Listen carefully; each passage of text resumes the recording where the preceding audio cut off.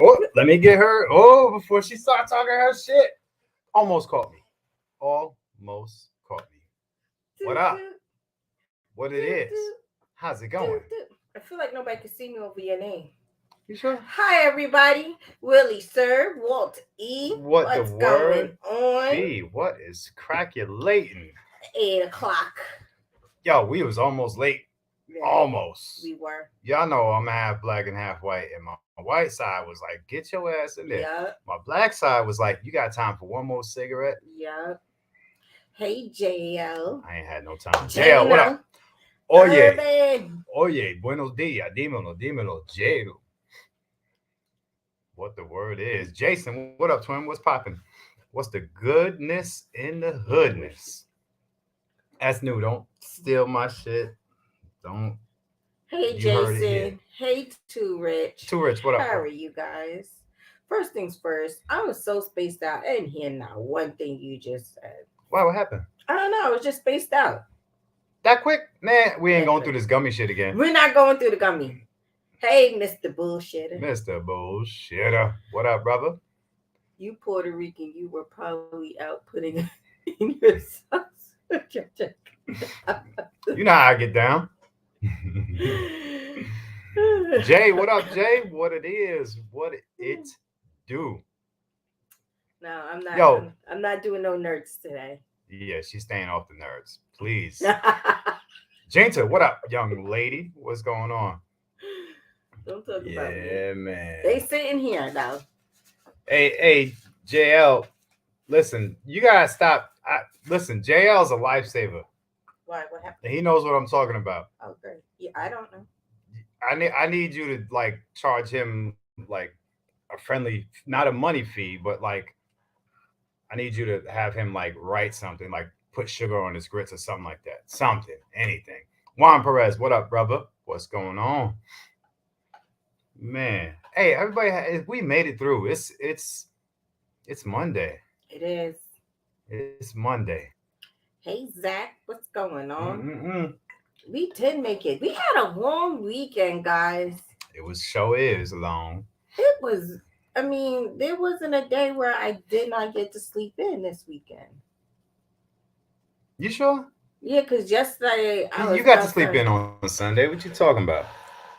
Did we? Oh yeah, we did. We did. We didn't. You did. No, no, You did. Zach. no. I Zach. was up before you. Good When? on Sunday. No, ma'am. No, ma'am. Yeah, you might have been, Yeah, I but was. not up in Adam Ramsey. What up? What up? What's going on? Hey Ramsey J. Somebody snuck in here. Sophia. What's Something up, by Sophia? Sophia. How you doing? How you doing? It's good to see you, sunshine. What's up, young girl? Hey Juan What's Perez. popping? How are you? Justin Scott. Yeah. Justin, thank you. I appreciate it. I appreciate it. Yeah, man. So listen, we had a fun filled weekend. A fun filled, or It was a fun filled it was a weekend. lot. It was a lot There going was a on lot going on. in our lives. Alex did So his state run. Sorry to cut you off. yes. He didn't hit the time that I wanted him to, but but he But he still ran. but he did run. He ran, and I had him out there running extra today. Yes, we did make him run extra today because So his last track meet, cross country meet is this Saturday. yep. Wish him luck, y'all. Right. But he also has wrestling practice this week. Does he? Yes. You didn't even tell me. Why? How y'all? Oh, See he how much? told you. He gave us the paperwork. He Did you didn't give not read the paper? us anything. He gave you something. I saw you reading it, but I don't know what the hell that Let me is. finish telling the Hey, community y'all what's must be going on. important because she don't be telling me shit. Let me finish telling the community what's going on. So this week he starts wrestling, but his first wrestling match, I need y'all to pray for me because y'all know how I am about my kids. If he has a bloody nose or gets hurt or has a bruise, I'm fighting. I'm fighting the kids, the referees, the coach, their mamas. I'm fighting. Hmm. So, August 4th is his first wrestling meet. I'm See very that? nervous. See that? I don't even know why. I don't even know why I exist. I don't even know why I exist. That's terrible. Yep. That's terrible. Listen, let me give you a quick rundown on how our weekend went. Um, Absolutely didn't get the opportunity to shoot any firearms, Nothing. but it's all good because Friday night Mm-hmm. we snuck out to go see a little carnival in down in Thomasville, and that was fun. That was a good time. Walked around and just smelled the carnival food and got I don't know what We the hell we got got, fried pizza or something. musketeers. Yeah, fried three musketeer, which was not good. Disgusting. That was a Hey, mistake. hey, DJ Play Nice and Shanna. Shannon, play nice. What's up, She is youngster? Sunshine. See that So sunshine? I like that. Shout out to Void this weekend. That thing will tear your arm up. I know that. I know that. So we went to the carnival, had a good time. That was cool. That was Friday night. mm-hmm. Saturday early in the morning, about 5 o'clock, I had to get up and go to work, so we can get Alex to his track meet on Cross Saturday country. morning. Cross country. Sounds good. Rodney Hey, Brady, what up? Brady, Fam, fam, fam, fam.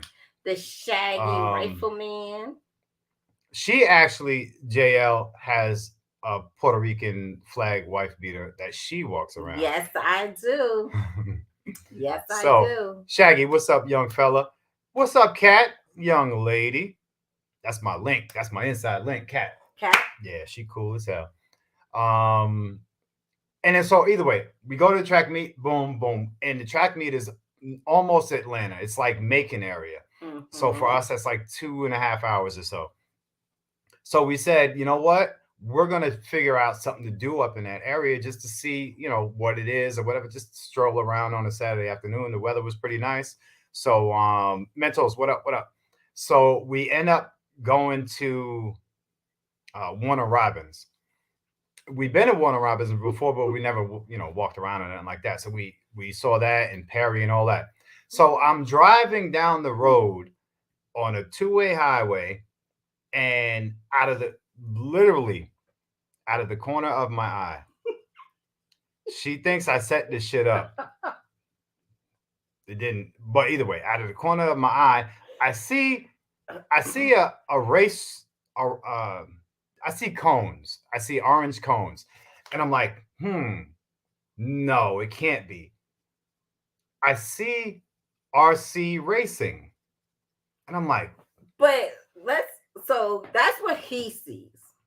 All I see are tents, not like camping tents, but like what do you want to pop up tents? pop up tents. Okay, that's all I see. I know what RC racing looks like outside in parking lots. I You know what it couldn't looks like. see that from I where we was know, but at. I passed it by like a mile and said, "Sweetie, I'm turning around because if y'all know me, y'all know what it is. If I see some RC shit going on, I'm trying to find out what's popping." So this is what gets me mad. Hold This on, is I what gotta really answer a get me. question real quick. Patrick Ari, what up? What up? What borough are we from? We are actually from Long From Island, yes, so we're from Long we're not Island, in the boroughs. Who said that? Oh, Juan Perez. one, but Yeah, my yeah, yeah. family is from Brooklyn and the Bronx. Yeah, and my family's in Queens and Brooklyn. Hmm. But Long Island for both of us. Right. Bolt, what up, brother? What the word is? So either way, we see this RC track set up. They're doing speed races, um, which is dope. So we go over there, hang out, talk to some people, watch some races and all that. Hmm. Um, get something to eat, start driving back home. That was our Saturday for the most part. We didn't do anything at nighttime, right? Saturday I think I night, went to sleep no, dumb early no, we went to because bed early. yeah, I went We to was sleep early. asleep by like 8. And then Sunday morning, you know, Massa had me in the field. Oh my God, bullyproof. What up, brother? What's going on? Um, I'm gonna drop the video tomorrow. yeah, man, she had me out there clearing land and I don't Clearing whatever you land. call that. I don't know what you call it. Tilling. We was telling I you. was tilling until that shit started hurting my back. But let's go back how you see this racetrack and you can't see 25 feet in front of you. Corey, How what did up? you see something 100 yards away? My vision Clear as is. day. You have selective vision. She thinks. Most men have selective hearing, but you have selective hearing and vision now? She thinks I set Shit. this shit up.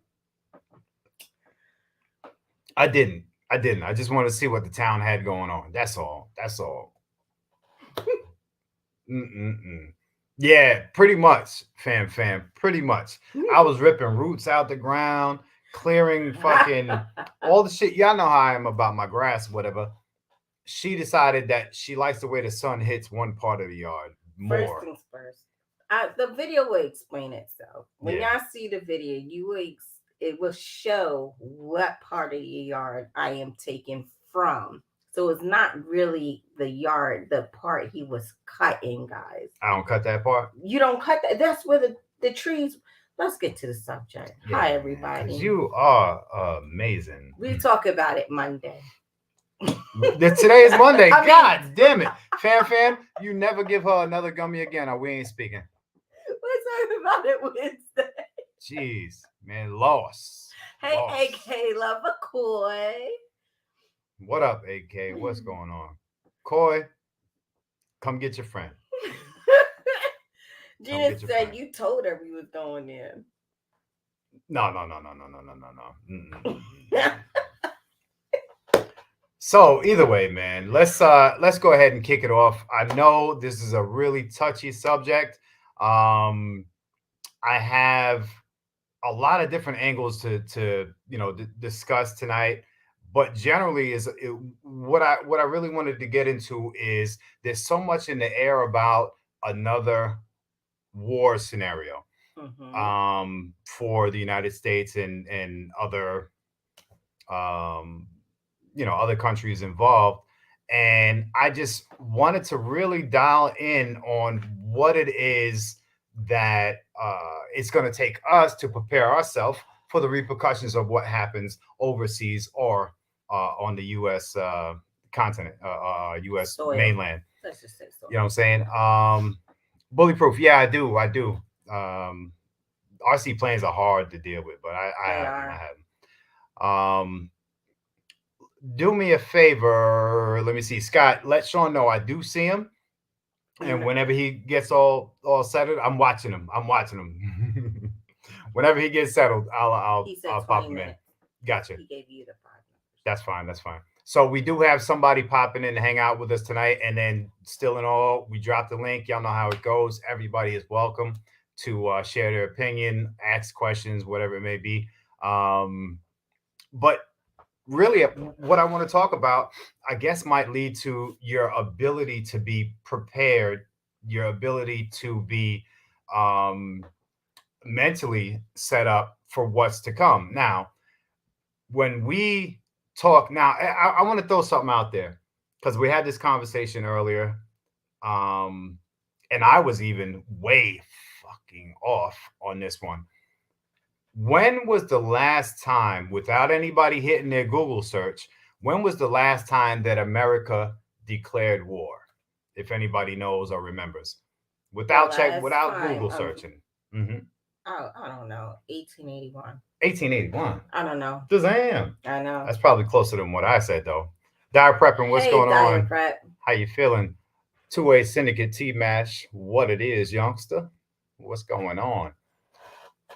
There you go. World War II was the last time. That's 1939. 1939. Oh, Personally, I thought it was around the Gulf War time or Desert Storm time. I thought it was the early 90s. Way off. I was super far off.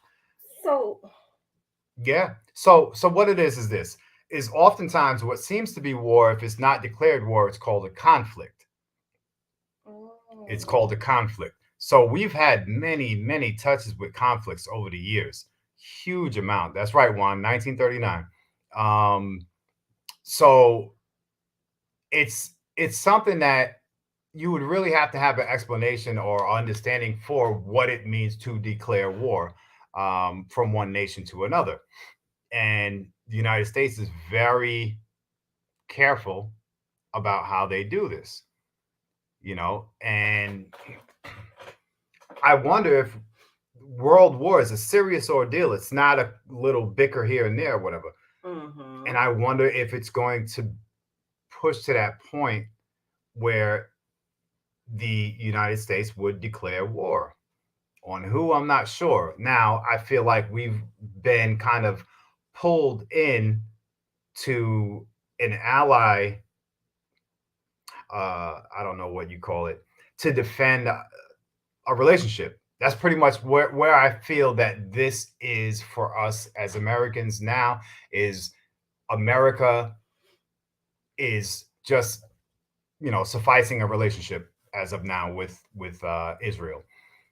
I'm not too sure, but that's why we do these types of conversations on these channels because we're here to learn. We're here to Mm-hmm. understand other people's uh, Views. views, opinions, or possibly have two different understandings that could be met in the middle somewhere. Mm-hmm. And see that it's so here's the wild part. Now, when it does come to what it looks like for Americans on the in U.S. soil, war not necessarily looks like it is overseas, where you're watching missiles and bombs explode and you have military machinery going through your Right. humble little town. Joseph Harris, what's up, young fella? Um, it can look a lot different, and the reason that I say that is I think that we have so many reliances on products, on fuel, on food from Technology. from imports that we take in. And the one thing that some of these countries have to do is just cut trade routes. That's how you hit Americans where it hurts. Because at the same time, we'll be kind of offing each other in a sense. Anybody who owns a ammo company is gonna feed. They're gonna shoot their prices so sky high it's gonna flip your lid. Right. These farmers, the same scenario. Prices go up, and forget about the gasoline. That can cripple and immobile us within a week.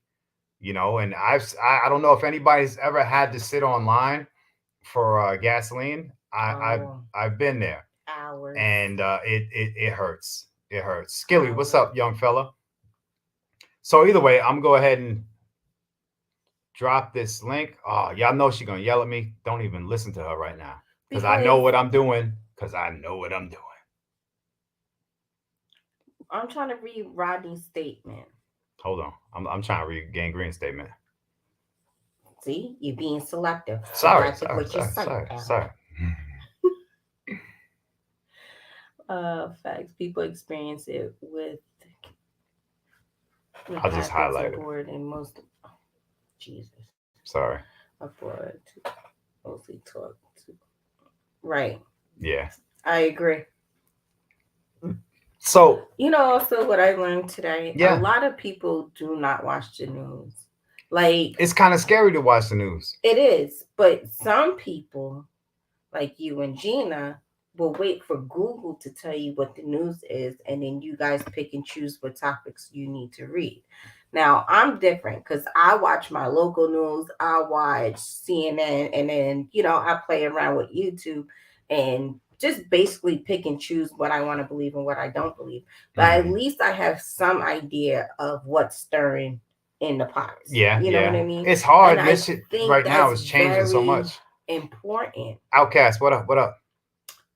Another thing that I'm noticing that local news is they're not very they're not really giving out a lot of information about what's going on also. So you kind of have to rely on podcasts. You got to rely on YouTube news, YouTube Well, reporters that's and that's the fun part because in those certain situations, you're gonna get fed the type of propaganda news that they want you to eat. right. And that's it's difficult to know what is really going on. Somebody let me know some years back that if you really want to know what's going on in these war times and all that, you have to watch credible news sources from overseas, because Yeah. every team is going to make it look like they're winning. Yep. That's just what it is. You know, Telegram is a great source. There's a lot of different ways to take in information. Did I ever drop that damn link? You did. I did. Okay. All right. Good. Control. No, no control nothing. You're trying to control me. Look at you. Baby, I got you. That's why you got a ring on. That's right. Arr. Er. So either way, man. I know that overseas, Gaza Strip right now is a very dangerous place for these families. Mhm. Um, if anybody's familiar, unfamiliar, I'll kind of give you like this slight rundown if you haven't paid attention lately. But for years, Palestinians and which would be Hamas is representing the Palestinian nation as of now against Israel, and they've been fighting over property for fucking 2,000 years or something. So it got to the point where Hamas decided that they were going to start bombing the um, the Israeli, what do you call that? Iron Dome, or is that what it's called? The Iron Dome? I forgot. So either way, I've been watching it too. some got stopped and some made it through, and those that made it through really desecrated a lot of communities. Now, these people don't have shit to do with. They're just regular citizens like you and I in the suburbs or in some cities or whatever, Mhm. and they have to absorb the impact of these political and religious wars, and that fucking sucks. But but either way, because of these actions, um, like I was saying a while ago, is the allied groups have to pay attention, and for us, Israel is an ally for the United States, and Palestine is an ally to China, and China brings in Russia and Iran. These are Mhm. some major players. This is not no tickle. This isn't no Kuwait shit. This is huge. And so we're not sure, you know, if it's going to go over easy. This is not like Ukraine and Russia where they had their quarrel and people did their best to stay from being involved. But I think this, I have a fear that this is going to go a little past that for us. Now, like I said, more than likely, two risks. That's right. The shit could get real. Yeah. And this is one of those times where it could be, it could affect us on a large scale. And I think this is one of those times where we need to start preparing ourselves for a rough ride on American soil. You know, Mhm. yeah, diet prep, holiday time. I mean, when you look back, oh man, what is that Jewish holiday where there was a celebration? It was somewhat recently, and Yom Kippur. I think it was Yom Kippur, where they started bombing Israel some years ago. You know, so Jay the Shooter, what up, young fella? What's going on? So yeah, it's definitely a rough go, but we need to start preparing ourselves here for the trade route shit that's going to get cut off, for the greedy business owners that are going to Yeah. start Call upping you right now. everything. What up? What up? Hey, What don't do up, your y'all? New York Pardon, City. I was sitting there talking on like my that. phone at the same time. Hey Sean, whenever you're ready, you give me a thumbs up. I'll bring you in. Take your time. Take your time. Yo, you right on some of the stuff that's going on right now, baby, because people here stateside, personally, I really don't think are prepared or are ready. Hmm. So you still Right. have a small window of getting things together.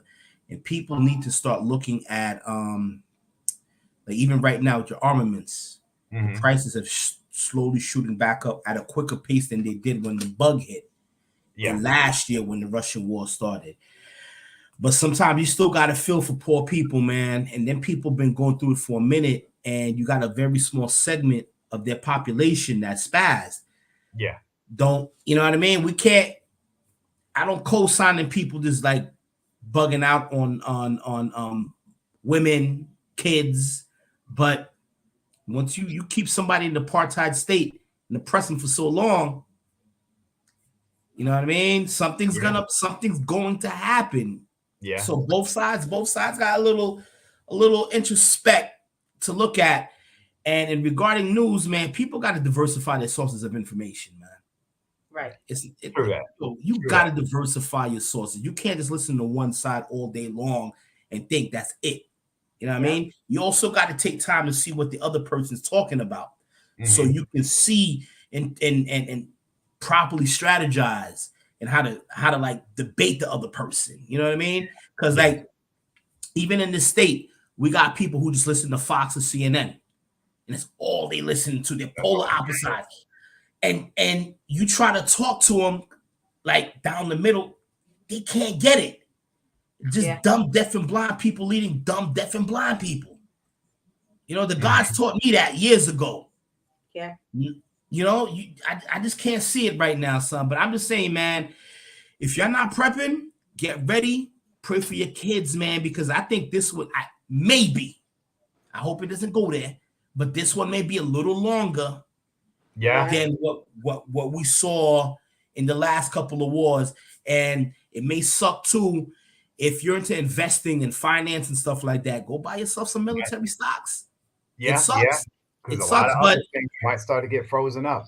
yeah, man, like they're gonna put our sons first up on the line. You know what I mean? To defend stuff that we have nothing involved in, and you got drafting. And you got 2,000. You got 2,000 soldiers already. They already talked about like get ready. You're in the Middle East already, so just get prepared just in case something happens. This is not our fight. I really don't care, yo. I really, really, really don't care. This is not my fight. And it's not any kid's fight here, but a very small percentage of the population of the world controls a lot. Yep. I'm not trying to be a conspiracy theorist. I'm not hating on nobody, but money talks. You know what I mean? It is what it is. Yeah. I'm going to fall back, man. All right, my brother. Always. Hey, much love. Peace. Yeah. I'll talk to you later. Peace.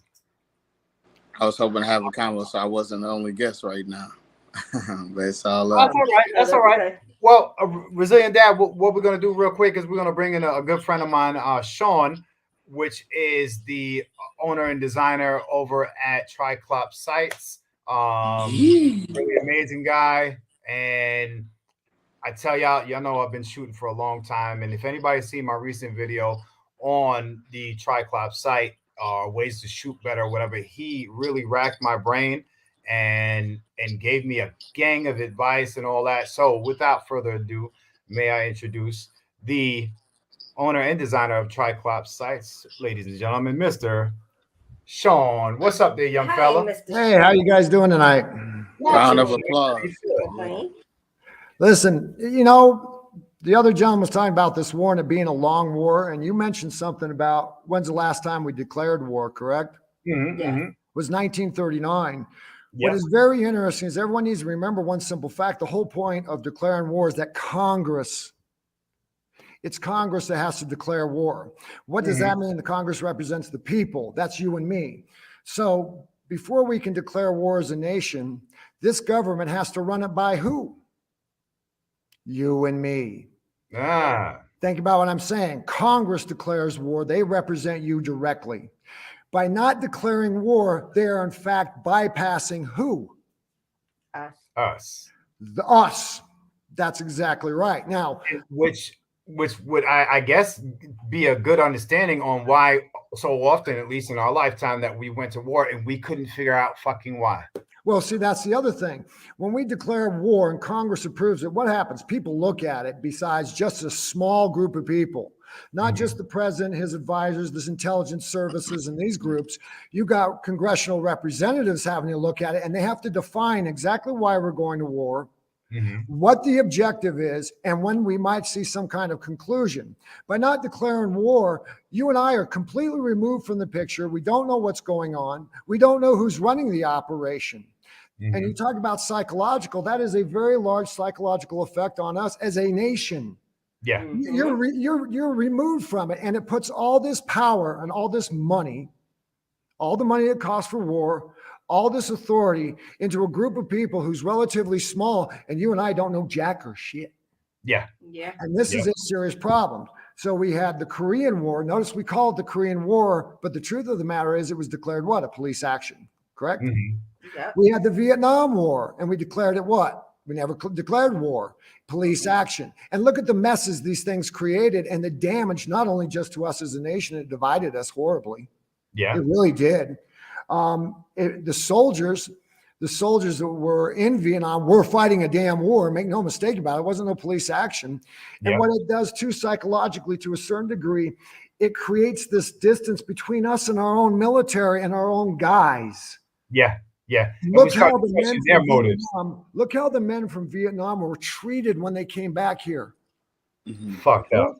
Yeah. Don't think for a moment the fact that we never, as a nation, declared war, that didn't have a massive factor in how those guys were treated. So this idea that we keep going to all these wars and all these battles, and these are wars, make no mistake about it. Yeah. And we don't have Congress involved, which means you and me not involved, it's wrong. It's wrong, straight up. It's outright wrong. It puts too much of this power in the hands of a few people, and we don't know what their motives and objectives are. At this point in time, I think not just me and you, but I think a lot of us are going, okay, what is going on with this government? What is it and the people running it, and what is it they really want? What's the true objective here? Is it just to make a bunch of money at the blood and expense of people? I mean, some of us are asking that question, right? Am I wrong? Yeah, and Mr. Sean, I think you made a great point. Respectfully, my name is a Resilient Dad. I'm out here in the Bay, California. And you made a great point about the psychological part of everything, because when we have this phrase being thrown out as information war, you have to understand that it's the same thing, right? And on top of that, it's even more potent because the people that are, it's just even more potent because now everyone has a lot of the same information. You can call it propaganda or whatever right? Yeah. Everyone has it. And then we're all still trying to fight for one team. Well, and think about this too. For us to come to war, we as a nation, everybody that's a citizen of this country has to come to some form of consensus. Doesn't matter if you're rich, you're poor, black, white, old, young, male, female. We as a nation come to some kind of an agreement or consensus as to why we're doing what we're doing.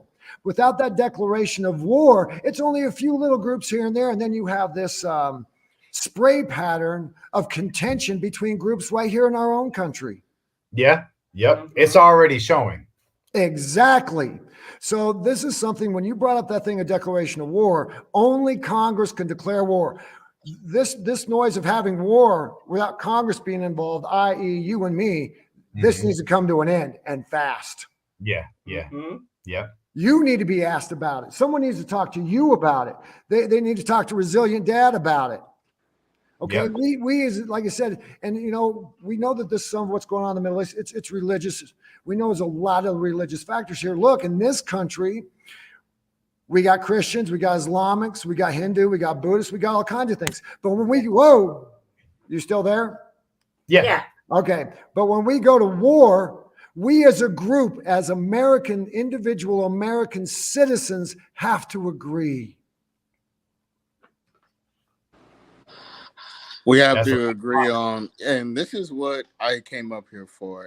And thank you, my five family, because I wasn't trying to be here long, but Thank you for adding, Mr. Sean.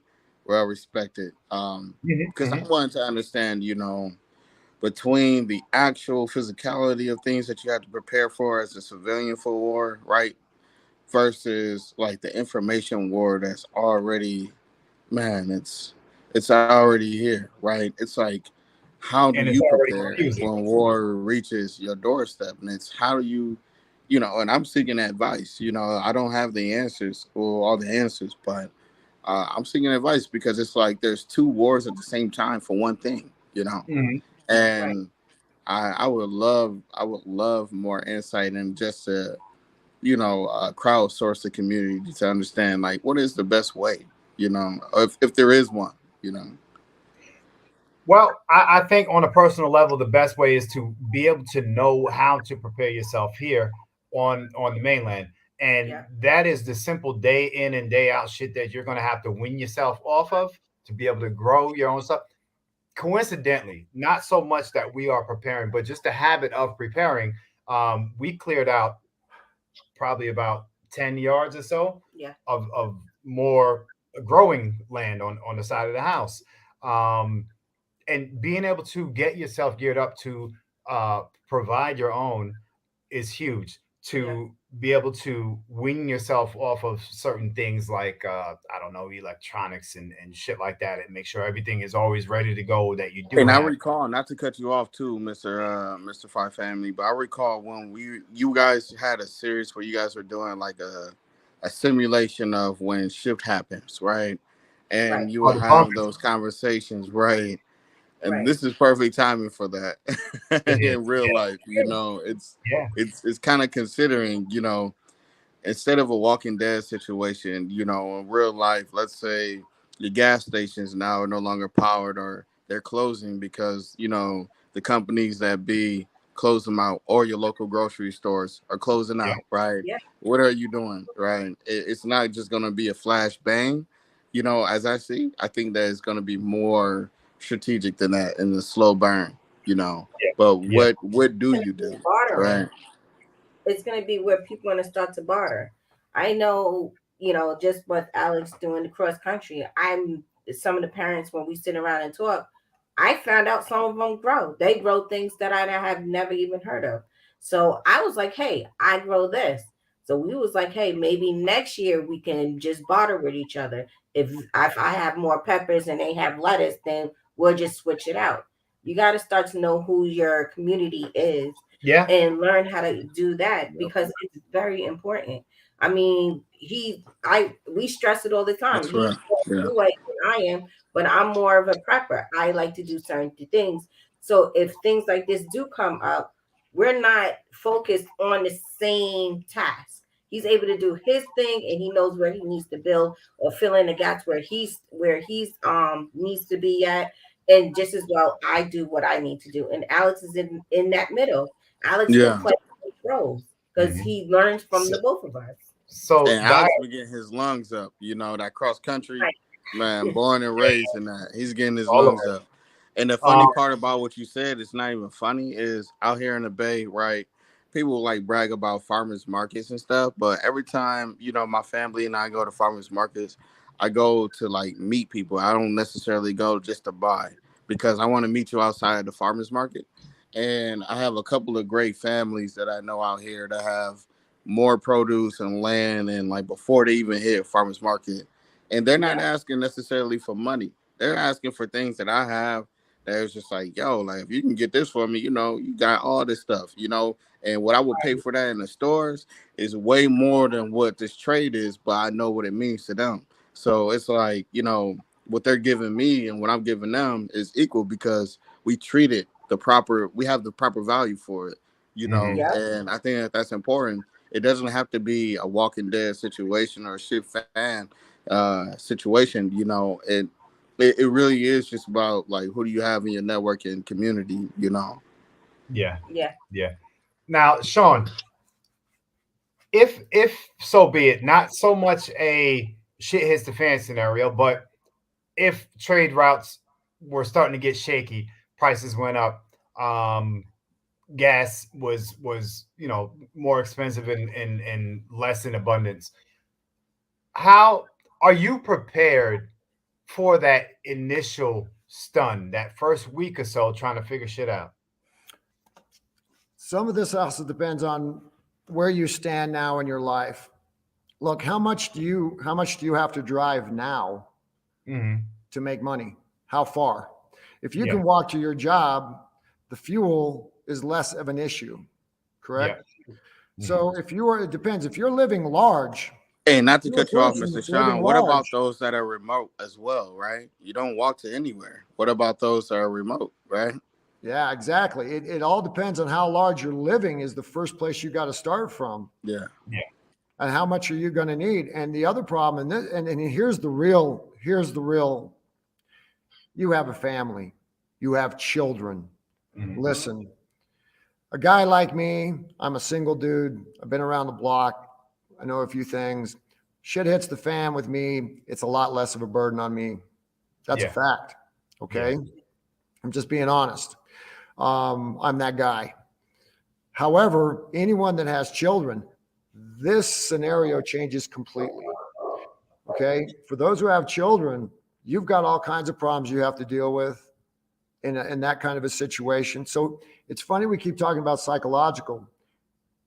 Here's what nobody's understanding. If you start talking about a bad case scenario, you got to ask yourself, what is the most valuable commodity in a shit hits the fan? Now, a lot of people say, oh, it's ammo, guns, this, that. No, it's not. It's people. Honestly, it's water to me. Well, no, it's not even water. It's people. Let me explain why. It's your neighbor. It's you. Look, there are some things I can do really well. Okay. I can do some framing pretty well. There's other things I do well. There are some things I don't do so well. If you got a shit hits the fan situation and you got problems with electricity, or you got to come up with a way of producing electricity in different ways, boy, sure would be nice if your neighbor who knows electrical and you can get together. What people are not going to have to realize in these kind of worst case scenarios, you are going to have to cooperate with your neighbor. If you want to make it through, you are going to have to value whatever your neighbors or your friends' skills are that you don't have.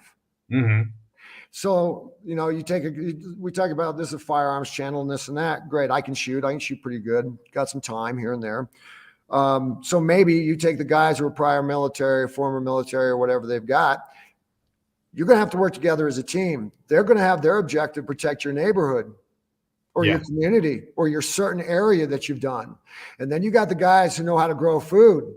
They're going to be working on that. Listen, in a bad situation like that, if you think you're going to be multitasking problems all by yourself, forget about it. You can't do it. Let me put it to you this way. You guys ever heard of the island theory? Here's the island theory. Let's say you're shipwrecked on an island. I'm a former sailor and all that, Navy, whatever. I heard something about it. Is that Gilligan Island theory? Well, let me give you a real short thing about the island theory. It's very simple. Let's say you get shipwrecked on an island and it's in a warm, temperate climate's not a problem. You're not going to freeze to death. You got fresh water. You have some food. So you say, oh, okay, I can hang out on this island because I've got all these resources and I'll be great. I'll be fine. I can just hang out here. I got no problems. The odds of your living on that island or surviving on that island for the next for more than 2 or 3 years is 0. Here's why. When you're moving about, if you get sick, who's going to help you? If you get sick and you can't forage for food, you have a downward spiral, you get weaker and weaker. If you're sick and you have people around, they bring you food, you recover and you go on. If you're on that island, you break your ankle and you become immobile and you can't get that thing, you can't get it fixed, or you don't have someone to fix it, set a splint or whatever, you don't know how to do it. Guess what happens to you? You die. Yeah. So this idea, one of the things I see with the prepper movement is this idea we're going to be an island. I got news for you. Only for a very limited time. Ultimately, whether we like it or not, you're going to have to work with your neighbors. You're going to need other people because there are things they can do that you can't, and there's things you can do that they can't. And that's why communities begin. This is why communities begin in the first place and always have throughout history, because you have different skill sets, different abilities, different thinking, including psychological. And, you know, I may not have the answer to a situation, but Erica might. Okay. I've been around the block and I have experience in certain things, but we may have a situation. I'm thinking, no, I'm over here grumbling in my head. I can't come up with an answer. Maybe easy for Erica, maybe cake and pie. And this is something everyone's got to understand. And I have an issue with that with the prepper to a certain degree. You're not going to be an island. You are going to have to work with your neighbors. So this is why, as a group, as a people, you said you would go to the farmer's market. Part of what you're doing is getting a feel. What kind of people are these? Because you inherently understand who's in this group. Are these people I can trust? Are these people we can work with? We talk about the 2A community, right? There is a particular mindset that is pretty generic or basic in the 2A community. It really is. And it's one most of us agree with. It ain't just about owning a firearm. Lots of people own firearms. That isn't necessarily the 2A community now, is it? Nope. So the 2A community is a group of people who have the same kind of principles and values to some degree. We found something we can all get along on and base our relationships off of. If shit hits the fan, you damn well better be able to do that with your fellow human being, boys and girls. Yeah. Yeah. That's a fact. There's a lot of stuff for us to start understanding and getting better at bringing value into your own, because in those conversations, the first thing is assets and liabilities, and you damn sure don't want to be a liability coming into or being in that group, that community. That's a dangerous spot to be in. Well, you want to have you got to have some preparation. I mean, you do, especially for the initial response, the first. So if we lose all the electrical power, we lose the electrical grid in this country at some point, it's going to be devastating. And that's something too people better realize. You talk about psychological effect. Listen, I mean, just here, I'll give you a really simple example, and you may not even think about it. Let's say you lose the electrical grid, and your kids, how much TV do they watch? How much time do they spend on the phone? Entertainment, this and that. What happens? All of a sudden, they can't do it. That shakes them. Don't kid yourself. It's going to shake them psychologically. Now what do you do with them? Now you got to learn a whole new way to get your kids to do different things. Now, granted, in a bad situation, they're going to be busy, but don't kid yourself. It's a lot of ways that electrical grid that we don't even think about will affect us up here, and that's really going to be your problem. If we have a situation where the electrical grid goes down, to put it in really simple terms, whether or not you can maintain your shit in the head is going to be primary. Yeah, because really there's only so much of a time where you're gonna hit the outdoors and barbecue and question, hey, do you hear anything? No, I didn't hear anything yet, or whatever. I've been through it myself. Grid down, 2007 or 8 or so, somewhere around there. From New York to Florida, electricity went out for some time, few days, and it was a rough go. Luckily, I had a generator, and I wasn't a prepper. I just had a generator. I had a full tank of gas in an unregistered vehicle that I was able to utilize and get to where I had to get to communicate with people and all that. This is prior to cellular phones, so I don't even know what the hell year it was then, but there wasn't a lot of communication at all. I've been through it. And that first couple hours, it was cool. Like, oh yeah, everybody's forced out. But when you don't know what's going on, your head starts to fuck with you. Well, yeah, and people wonder what it's like to do without electricity. There's a really easy way to find out. And it's, you want to find out, shut your house off, go out and kill all the breakers on your box. Don't use any electricity. See if you can get away. See how well you succeed, how well you fare for just 36 to 48 hours. See it, try it. I mean, can you cook? Do you have propane? Try it. You got to come up with all kinds of new and creative ways to get things done. Literally. So if people really want an idea, they think, oh, I'm ready to go. We can handle this. Really? Pick a day, tell your family, say, hey, we're going to try this. We're going to shut the electricity off. We're not going to use any of it. And we're going to see if we can make it 48 hours. And then we talk about psychological effects. Watch how stressed that makes you. Not only that, the physical. People underestimate this huge infrastructure that we call, this grid, this gigantic.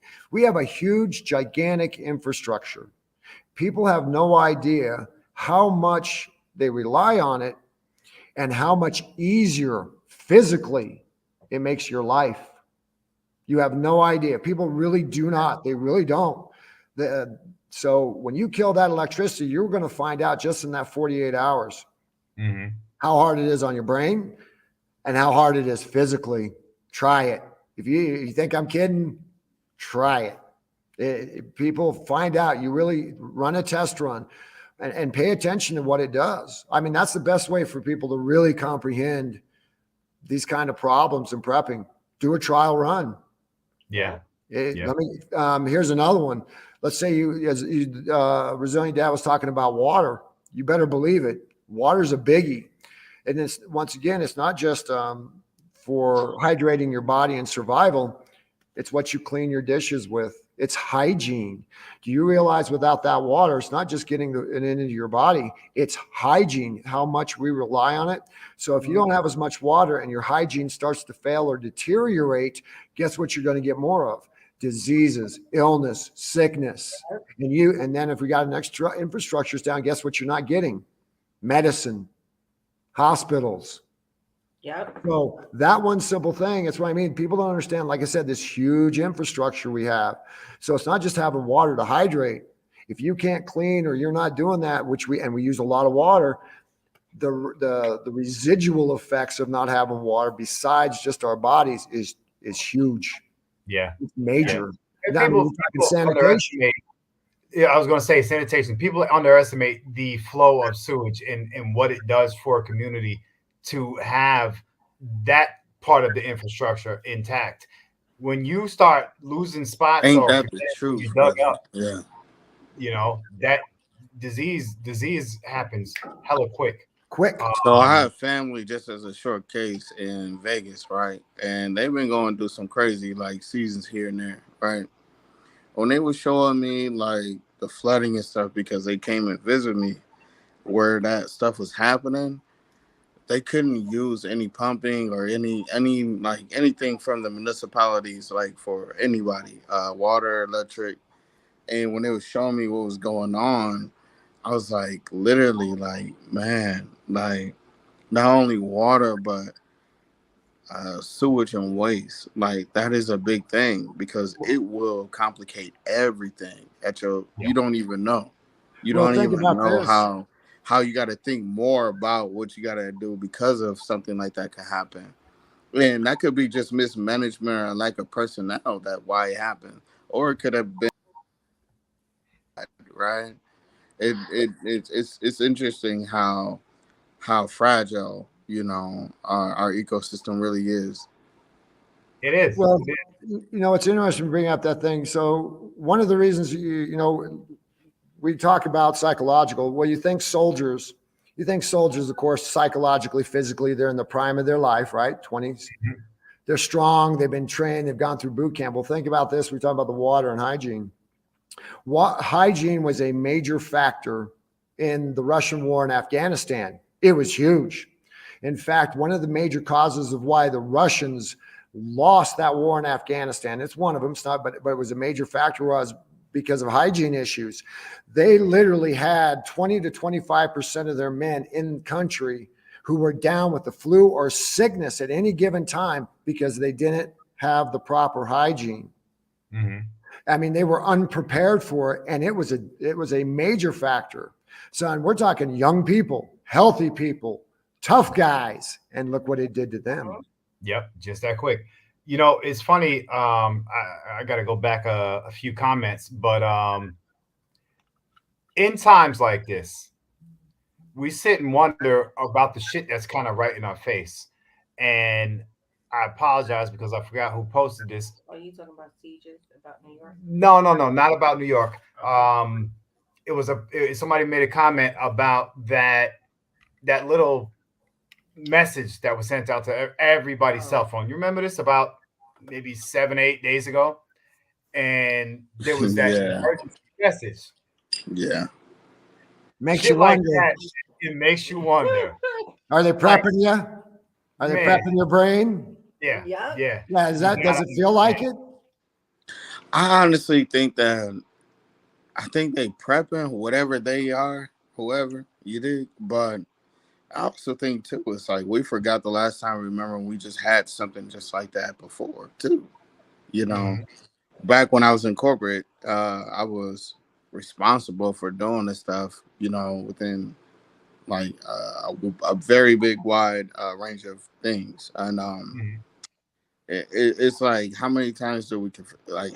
How comfortable is it? Like it's like I don't know, like because I've seen it being publicized so much, and I guess that's what goes back to psychological and information wars because it's like, are we really taking from it what we need to take from it, or are we just trying to like sensationalize it?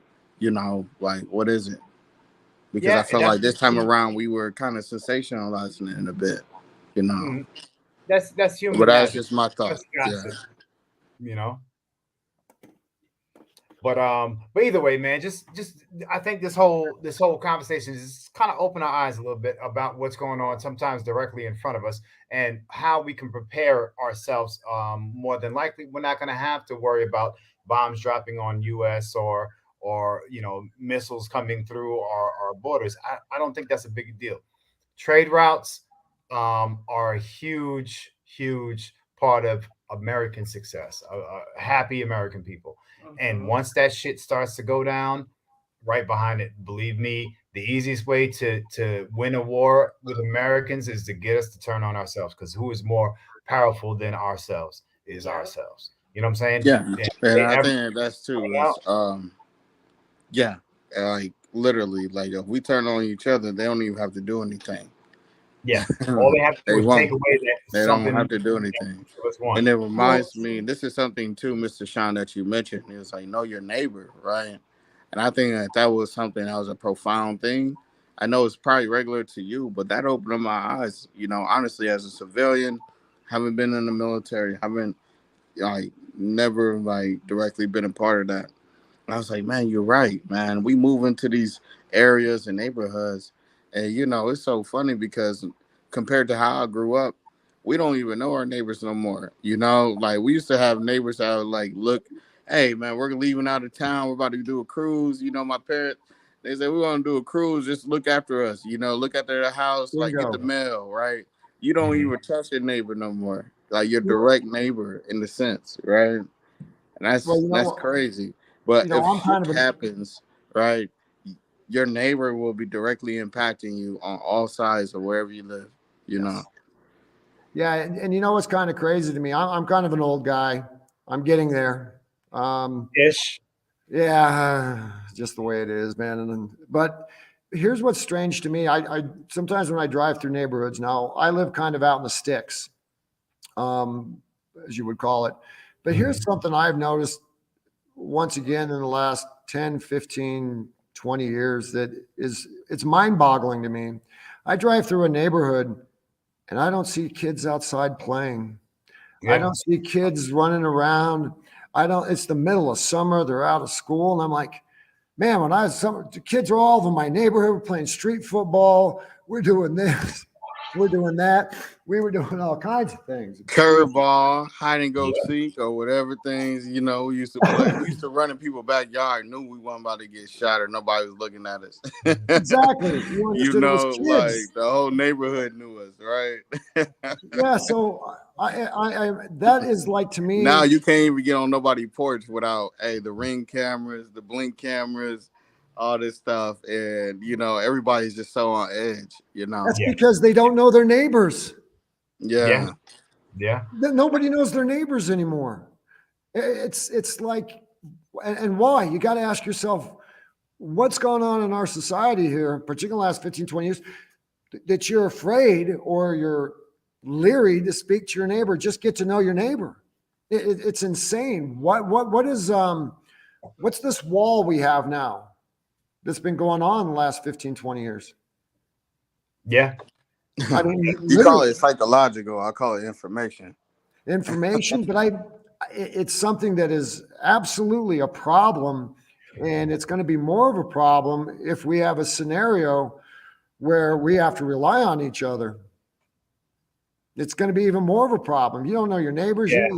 But man, Yeah. this is And it's that's a crazy that you problem. can have a great relationship with people in online community, but you don't even know who lives next, like to the left of you or right Yes, of you. yeah. We You we know. speak to you guys guaranteed every Monday. My Yeah. neighbor next door, every now and again. No, be honest with you, we have an amazing relationship with our neighbors across the street, um, and our neighbors to our left side. They own a few gas stations, so fuck yeah, for me, just in case shit goes crazy, I might be all right for a little while. And that same neighbor brings over fruits and vegetables from their garden to my wife. Yep. Um, And call me his little daughter. and they think that she's my daughter. Buddy. That's So what either way, know your neighbor, man, because you have to. If you have them in your life for a good or for a bad, if I was a bad guy, I'd want to know that too. bingo. If, So you Oh know, yeah. Yeah. here, If you was on so, some strange stuff, yeah, yeah. so And I here's think the something to think. neighbors is and I'm gonna drop down real quick and be in the comments and like support you guys. But one of the things too was, when you think about neighborhood, right, and community, you got online community that can be real life, right? You have the people that literally live right and left of you, right? It could be real yeah, life. Just like I go to the farmers market, right? Those people have actually met in real life, like seen them and been able to like really exchange with them. mhm, They know my yep, wife. They know my genius. They know everybody, right? I think that neighborhood is not only the sense of the direct people around you, but also neighborhood is a sense of everywhere you go, you have to make good relationships with people, regardless. And you gotta know who the crazies are, right? Like you gotta mhm, know kind of like, who's really on some other type of time. yeah, Because if we're thinking about what would you do in this situation, right?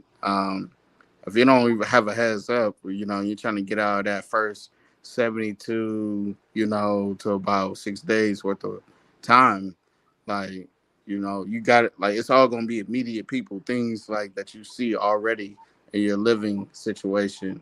And then things might get a little better if you survive that, you know. That's how I think about it. But that's why I always ask questions because I want to prepare better. that's right, Right. that's right. I dig it. I appreciate that, brother. So I have a question. Just a quick scenario, right? Just think about this for a minute. We talk about preparation, prepping physically, your head, your mind, your area.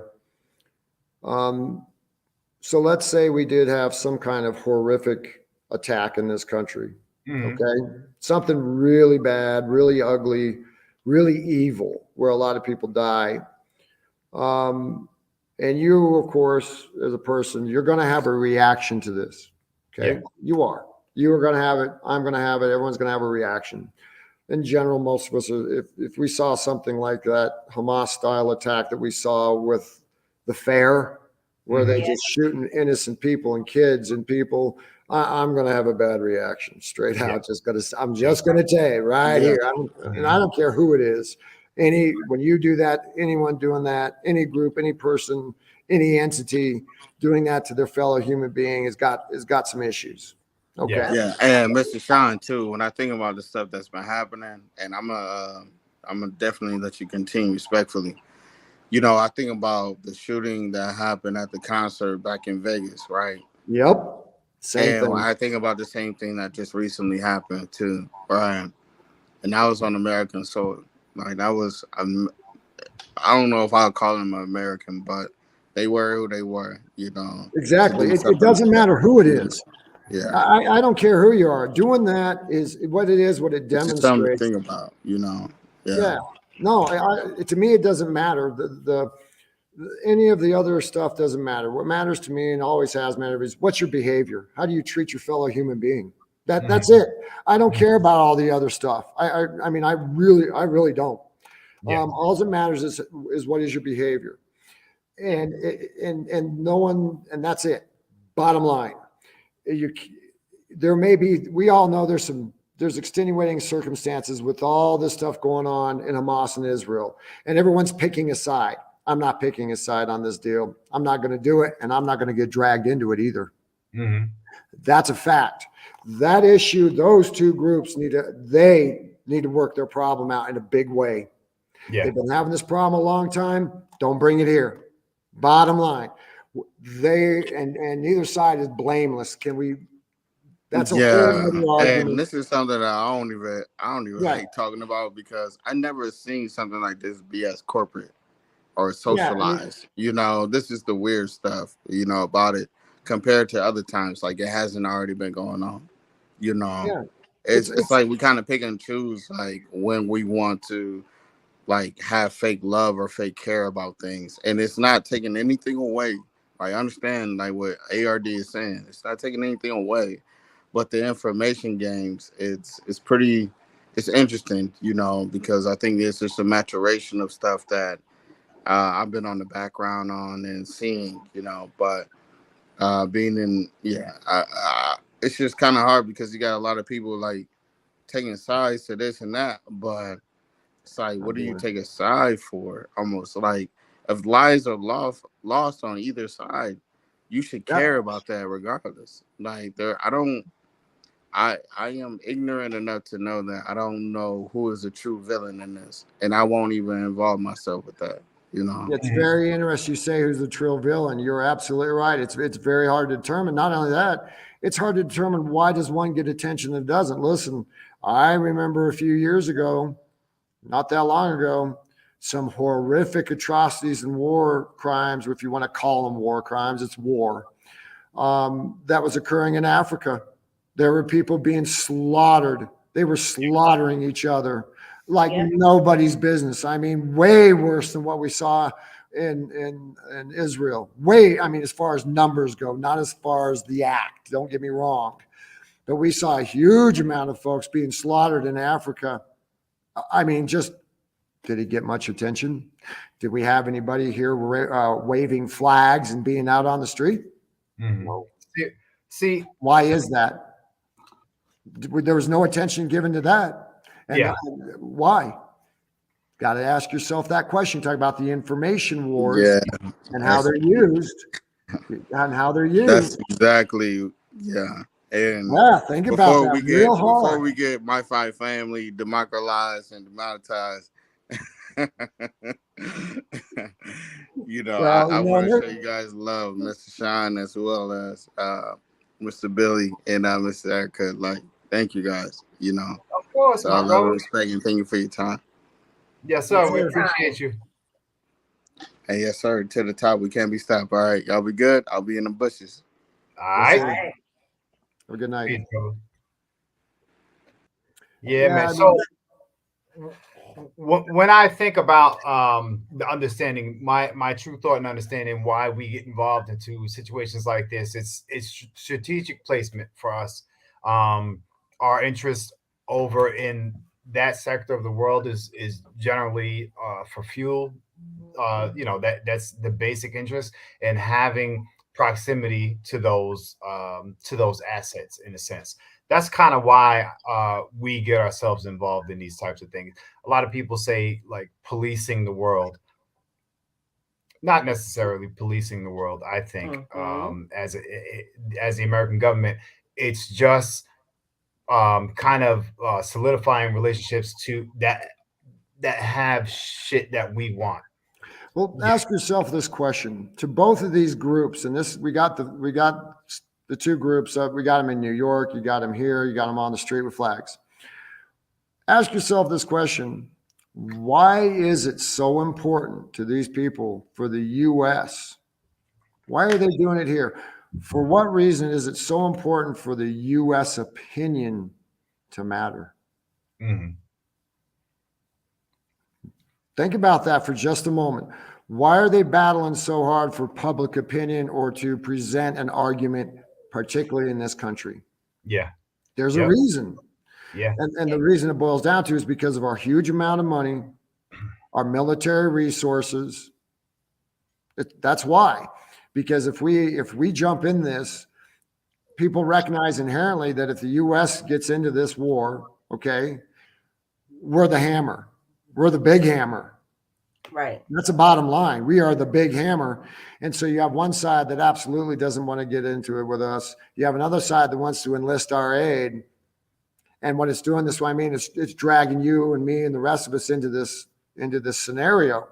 Right. Where now we're going to take our troops and our blood and treasure, for lack of a better term, our money, our wealth. And look, that's not a joke. People say, oh, well, it's just money. No, man, right now, look, people are having a hard time living. The economy is killing people. It is devastating the middle class. Mhm. Yeah. Middle class in just the last 2 years has seen a horrific effect on their lives and standards of living just in the last 2 years. And we're going to dump more money into this. Look, it hurts us too. Don't kid Yeah. yourself. So and then you got, once again, we got all these soldiers and, Navy, sailors, spec warfare, all these different people, and they're going to suffer. Look, they're going to be in the field. They're away from their families, and they're going to be shedding blood, and all the cycle up PTSD. All these things come into play, and we really, as a nation, need to start asking ourselves before we jump into all these conflicts. What are we doing and why? Yeah. Why? What are we doing exactly and why? That's why, the whole thing I was talking about with Congress and war. Look, we can't just be jumping in this stuff no more. And you're talking about the information war. The information war's number one primary objective is to pull your string, get you emotional, and make irrational decisions. Yeah. Based on emotional precedents. That's really what it is, without thinking it through. That's what all this is about. And particularly the corporate media. Corporate media is horrific about doing this. Yeah. It's unbelievable how they do this. It's almost like music, that you start to actually yearn to hear what they got to say. Yeah. Not enough people are smart enough to say, that's bullshit, I'm not listening. No, we tune in and we talk about it and we call friends and we look, more and more into it as it comes. Feeding that monster until that's the only way that we get our information. Right. Yeah. Well, the gentleman brought up, I can't remember his name. I'm sorry. He talked about getting alternate sources of information. Look, that's crucial anymore. Literally, that is literally critical to your survival. I'm not kidding you. I don't think a lot of people understand that. They listen to the same people, the same news outlets. You can't do that anymore. Yeah. I mean, literally, if you really want to have a grasp of what's occurring, where things are at, you have got to diversify where you get your information from. And in fact, what I do, I have it here, I have it there, and I literally cross-reference it. Yeah. I work it against one another, and that's pretty much the only way anymore you can come up with somewhat of the truth, or what are the facts. Forget even the truth. What are the facts? What's the reality? Yeah. And that's the only thing that's going to exist, because at the side of it, it's going to be opinions on one side. And believe me, whatever news outlets are in different countries are going to always make themselves look like either the victim or the winner. And that's a problem. Yeah, I agree. Well, and a lot of the corporate media anymore's job is, or their objective anymore is not to inform you and let you make a decision. What their objective is now is to have you come to a certain conclusion. They don't want to give you information, let you weigh it, and you come to your own conclusion. That's not what they're about. They are not an information dispensing entities anymore. That's not what they are. And straight up. And I think that another part that people have to realize is that the news is a form of entertainment, and that's just the bottom line. Right. It's entertainment, it's advertising, and it's media, mind control media, and sometimes you have to dig in a little deeper to be able to make sense of it. Like you said, take facts and figure out where the most facts exist, cross-reference them, and then come up with your own conclusion on what you deem reality. Correct. Yeah, I absolutely agree with that statement.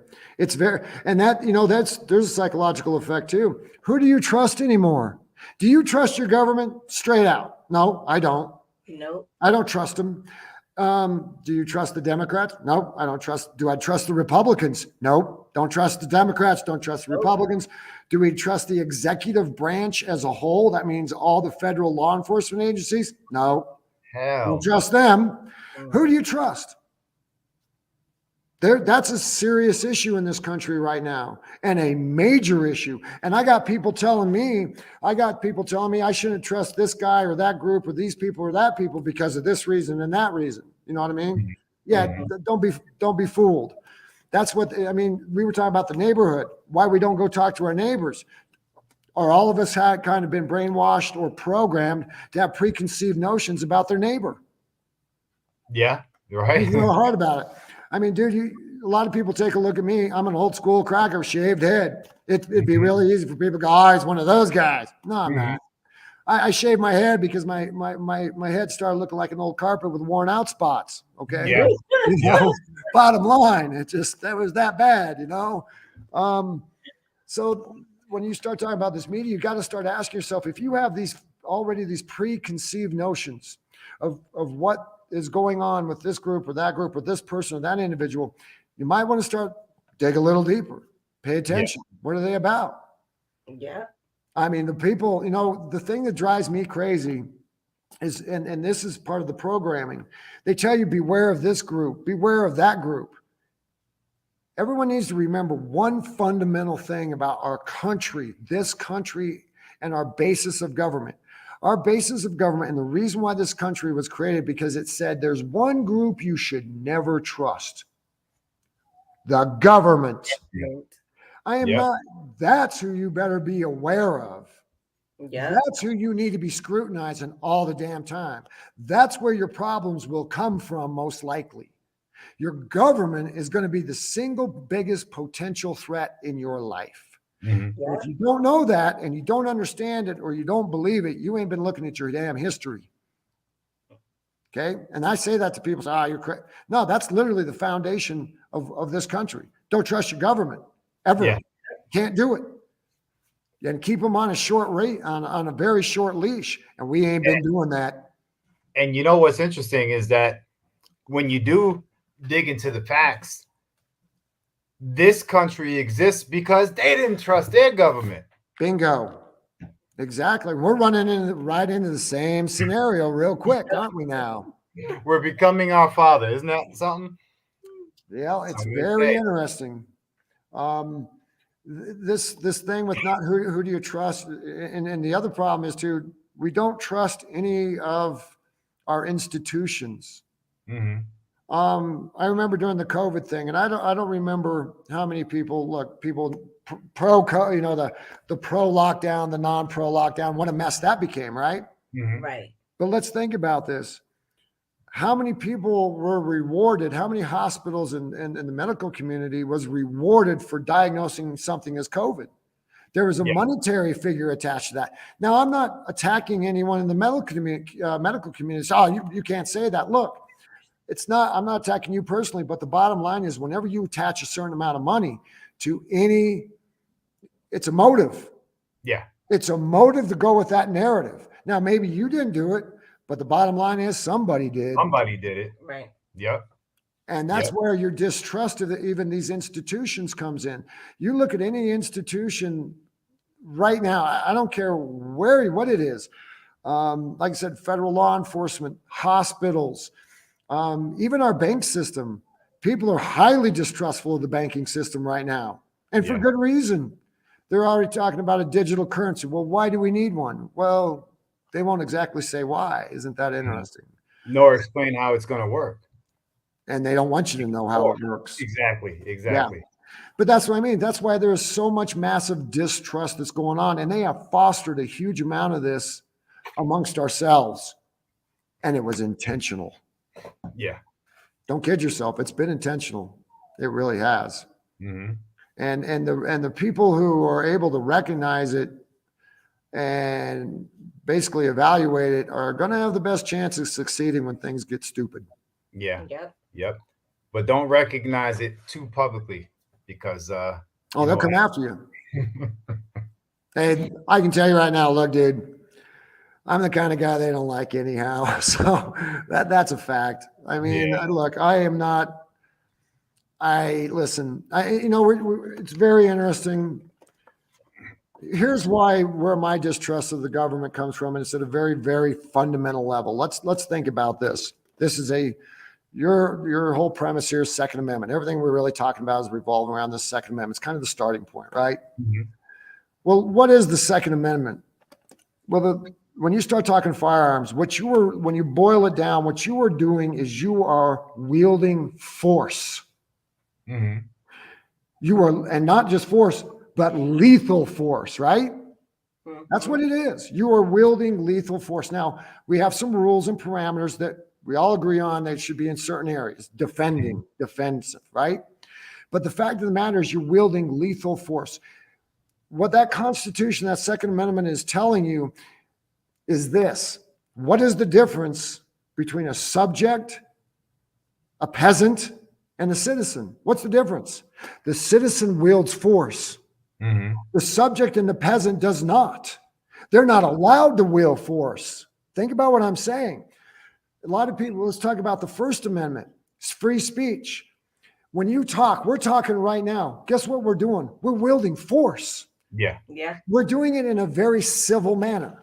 Mm-hmm. I often hear people say, oh, the Second Amendment should have been the First Amendment. No, actually not. The founding fathers were pretty bright people. They had their issues, but man, they did a good job of diagramming this. Let me tell you, they really did. The First Amendment allows you to wield force in a very civil manner. Mm-hmm. That's why it's pretty much unlimited. Mm-hmm. Then you have the Second Amendment, which is you wielding force. Granted, it's in a limited range, but you can do it. And we recognize that as human beings, as people, we have to be able to do that to maintain a free society. Mm-hmm. You start looking at the idea of private property. Well, what does that have to do with force? Simple. If you own that property, what you grow on that property is yours. You're wielding force on that land. Mm-hmm. You decide what's being grown on that property. You want to grow vegetables for a shit hits the fan scenario? That's your force. That's your authority. Notice something here. Here's what's bothering me. Every time here's what they're doing. They are criminalizing people for wielding what? Force.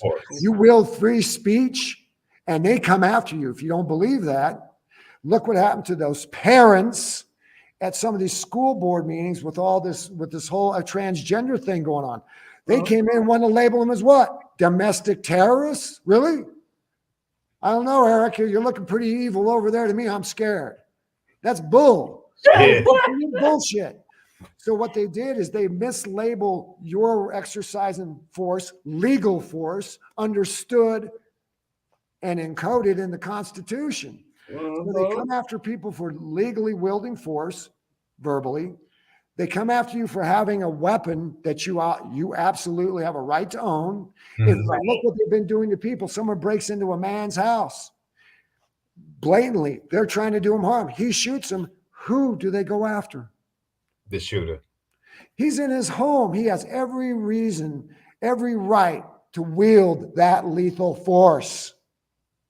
But they are going. So the thing that's bothering me about this government right now, and it scares the hell out of me, is every bit of authority that we have, every bit of force that we can wield, and it's spelled out very clearly. What are they doing? The government is attacking you, and they're mislabeling you're wielding the First Amendment and that force as a crime or as terrorism. Right. And they're doing it right by the numbers. Have you noticed this? Your children, who is that? That's a whole nother program when it comes to wielding force. Who's the authority in your children's lives? Yep. When you say authority, you're wielding force. The Supreme Court in California right now just told the citizens of California not too long ago, right back to schools and all the sexualization of children. They told them that the state, i.e. the schools, now wield more force in your children's lives than you do through the example of whether or not they're quote unquote transgender. Yep. Who's wielding the authority in your children's lives? That's your authority. That's not the state's. Yep. And now what are they going to do? They're going to label me for me saying that. What are they going to do? What are they going to label me as? Oh, I know. There's all kinds of things they want to label me as right now. Right now, they'll try and mislabel everything I just said. Guaranteed. Okay? So parents especially are in a really tough predicament. And it's a unique one because with kids, you've got to wield force. You know, you ever notice, and I remember this back in the 80s, if you dare discipline your child, it started then, get a whack on the butt. Yeah. They want the cops down on you. Yeah. Look, as a parent, you have to have the ability to wield force. That's a fact, whether it's verbal, physical. Once again, we have parameters on it. Whether or not it's you ain't driving the car, slick. You know, you ain't get good grades, you ain't getting that car. Nah, go walk your ass. Yeah. Okay? That's force. And what we see is the state is monopolizing. They are literally monopolizing all the force and they're centralizing it into smaller and smaller concentrations and hands. And none of it's yours. Yep. You have this very small group wielding all this power. What that means, so look, we talk about the government's too big, right? When we start talking about the government being too big, we talk about all this money and it's just the physical expanse of it. That's not the only way it's too big. It's taken over our lives. It's wielding more force in our lives than our own decisions and choices are. You're not the predominant dominating factor about what occurs in your life anymore. The government is having a huge influence on it. So here's the thing, and this is the problem. When you have a government that has that much power, it is by definition tyrannical. That's it. When it's got that kind of juice, it's tyrannical. So, and the only way a government gets so big is if you shrink the citizen. The more you shrink the citizen, the more you shrink the individual, the more you shrink the American and where he can wield force, that creates a vacuum, and that government's going to fill that vacuum. Yeah. So as the citizen is diminished, the government gets bigger and bigger. And pretty soon you're no longer a citizen. You're no longer an individual. And that's important. People understand. We talk about all these groups. Look what we got going on. This group against that group. When you shrink the individual and you shrink the citizen, he becomes a subject and a peasant. And that's where we're headed. And that's a problem. I see in the chat a few people talking about ammo manufacturers that have gotten, I guess, they orders.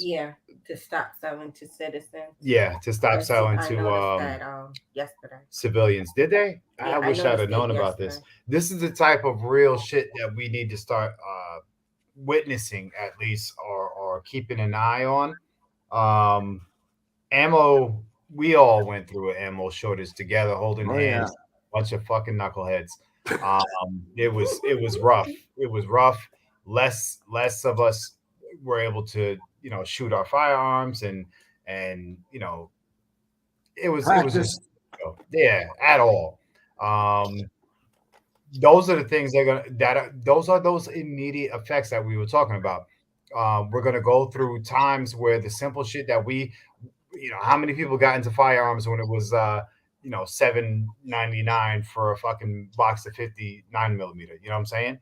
The good times. And I'm sure I was late to the show because a lot of people were paying $3 and $4, I'm sure.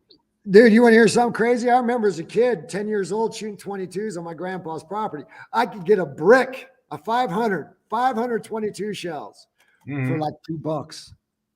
A brick, brother, a 522 CCI. It was like $2, man. 10 years old, bing, bing, bing all day long. Man, I missed that. So we're going to see some immediate changes, folks. It's at our doorstep. No matter how far in depth we get as a country involved in these wars or not, believe me, we are going to start feeling the repercussions of our shortages, for one, and for two, there's going to be some company and manufacturers that are just looking for a come up. And that's how the fuck it goes. That's it's gonna happen. Honest people are very, very rare. Well, and what's interesting, you bring up the ammo thing. Wasn't it not too long ago? We started some other countries, particularly some of the Eastern European countries actually started making up for the ammo shortage here, and we're shipping a ton of ammo here. And guess who? I can't remember the details of it. I'll have to look.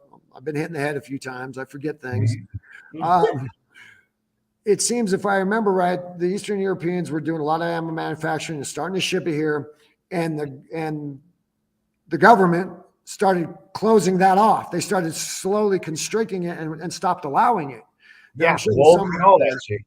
Yeah, I remember. am I remembering that correctly? Yeah, I could have swore. they put restrictions on Russian manufacturers.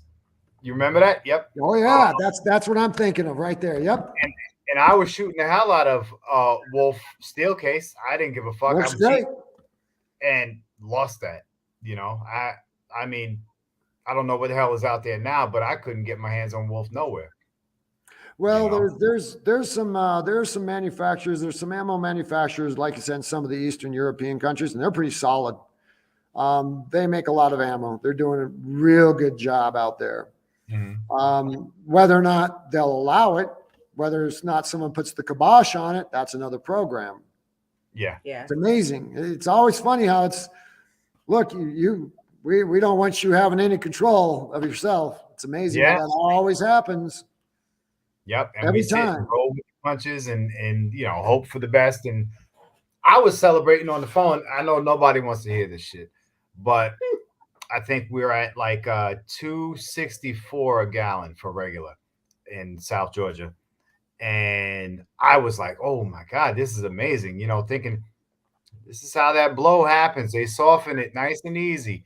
And then before you know it, within a month's time, we'll be at fucking $4. You know, it just happens like that. Sometimes the signs are right in front of us. Like I said, with that fucking text message last week about the emergency broadcast system. I've been on this planet for fucking 43 years.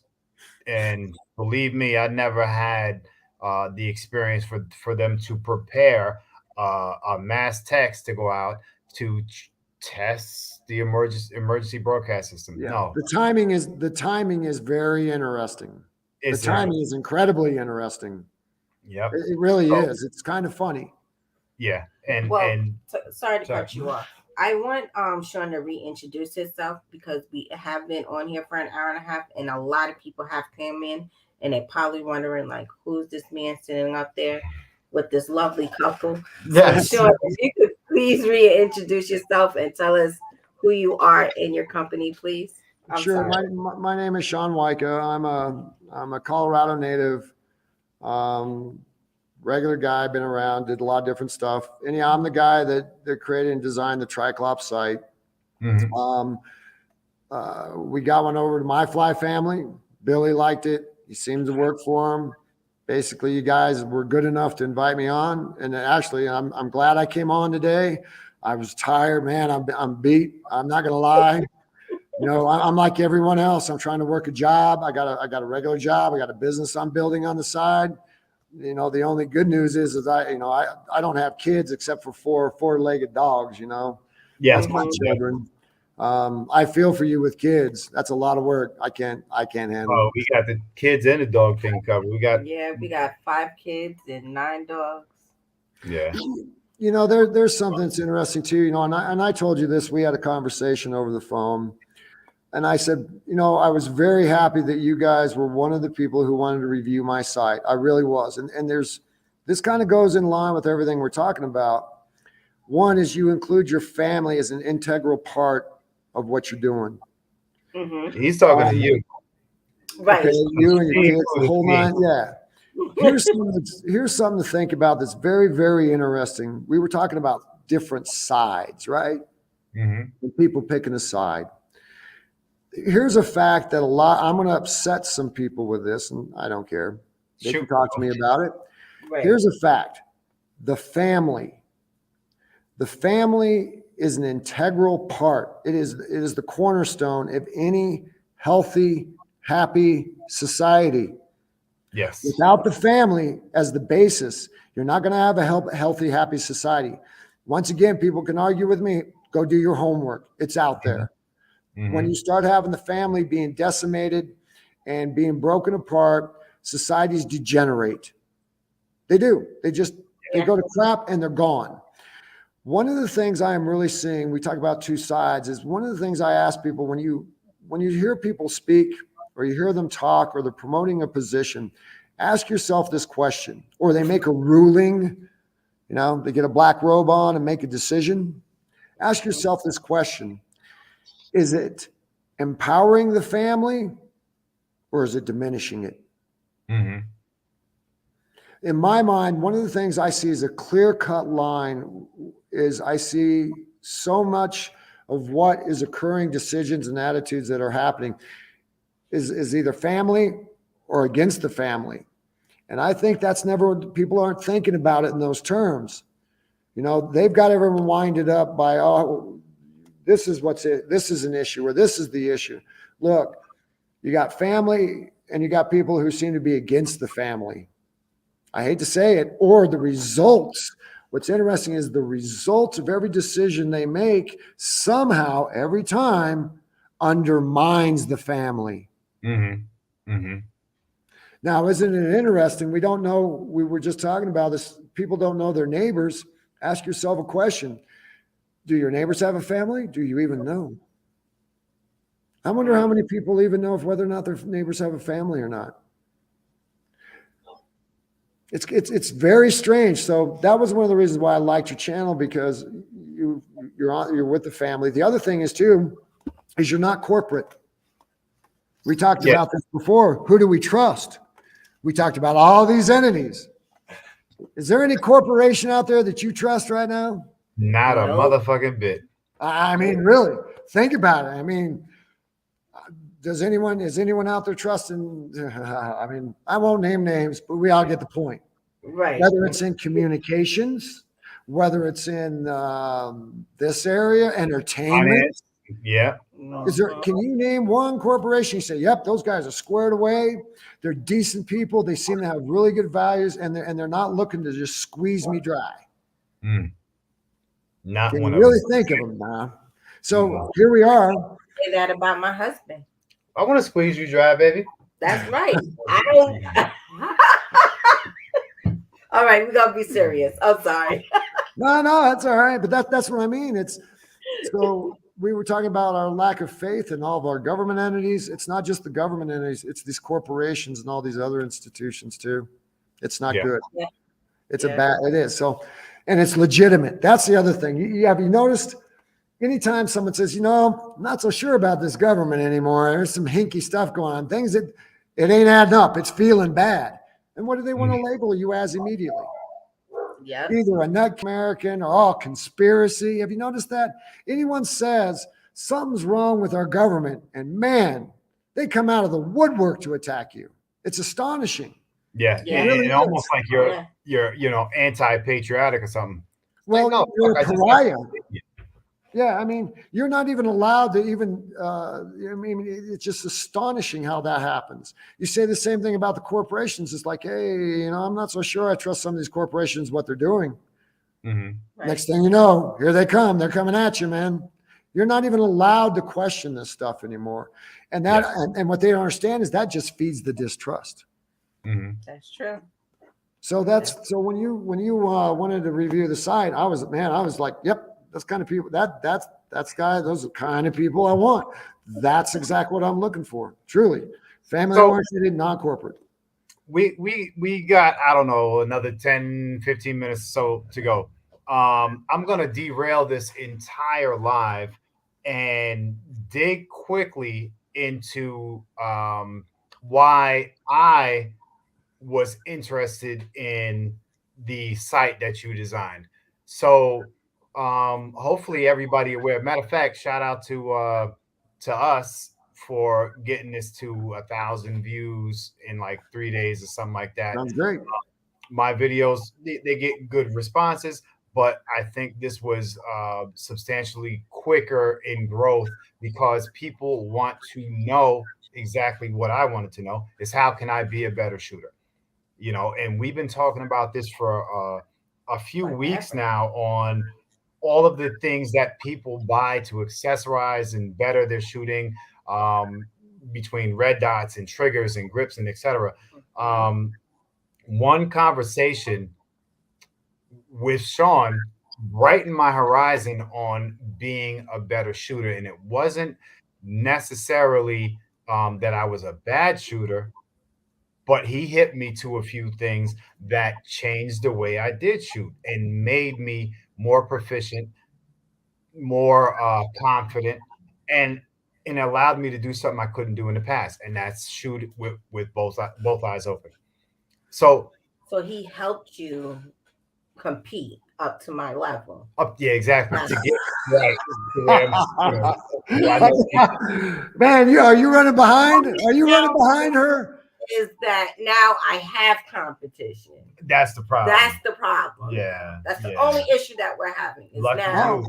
now I have competition. I'll try and help him out a little bit more. We'll get him up there real quick. There we go.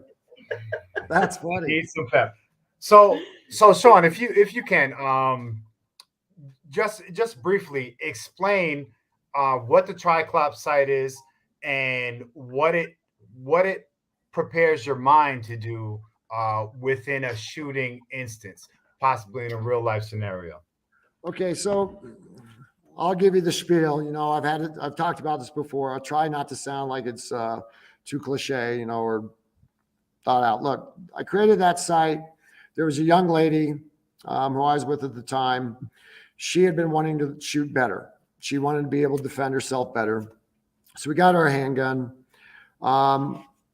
And she was having this problem. She was constantly closing her eye. Mm-hmm. And I said, look, you can't have that. And I'm going to tell people why, just like I told her. The reason why you cannot close an eye when you're shooting a handgun, it's great if you're just shooting at paper targets or you're doing this, but why do we buy a firearm? Ultimately, it's in case we have to defend ourselves. That's the truth. Okay. Mm-hmm. And I told her, I said, look, honey, you got to have both eyes open, because here's the truth. Physiologically, we are hardwired to have both eyes open in a stress situation, just in general, but in a stress situation. And the reason why, and I'm gonna hit this, when you have a threat coming at you, whether it's a guy with a knife, the first thing your mind wants to know, the first information wants to know is proximity. Guy with a knife at 100 yards, he isn't a threat. A guy with a knife at 5 feet, he's a damn threat. Mm-hmm. So for you to know proximity or distance, you've got to have both eyes open. Depth perception. You're physiologically hardwired that way. And I said this to you, Bill. I said, and I'll tell anyone out there who's listening, it's very simple. If you are going to the range and you're closing an eye, and that's how you're training, you're literally training for failure. Yeah. Because when that stress scenario occurs, that conflict scenario occurs, and you literally physiologically change. But anyhow, when that occurs, you're going to have both eyes open. Your eyes are going to be wide open. You're going to be focused on that threat. And to actually truly override that natural tendency, it's not a tendency, I'm not using the right descriptor, but to override that literally is very, very difficult, incredibly difficult. So when I designed this site, and I had known this for a long time, over the years, I had seen the problems with handgun sites. And the reason why handgun sites are an issue, they've always been the weakness. Sites have always been the weakness on handguns, is because with a rifle, you have 4 points of contact. It's very stable. With a handgun, it's an inherently unstable platform. Inherently. And the other thing with that is, because your sight is farther away, it's not like it is on a rifle.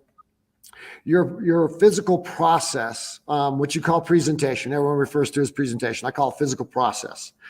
Your physical process becomes far more difficult. Your hand-eye coordination matters. Yeah, it does. And so if you're just an average person with average hand-eye coordination, like we all are, because that's what we are. That's what the term average comes from. That's the majority of us. That can be a very difficult thing. And so between that physical process and hand-eye coordination and then looking, I needed a site. I realized that we needed a site that integrates with the way we naturally process visual information.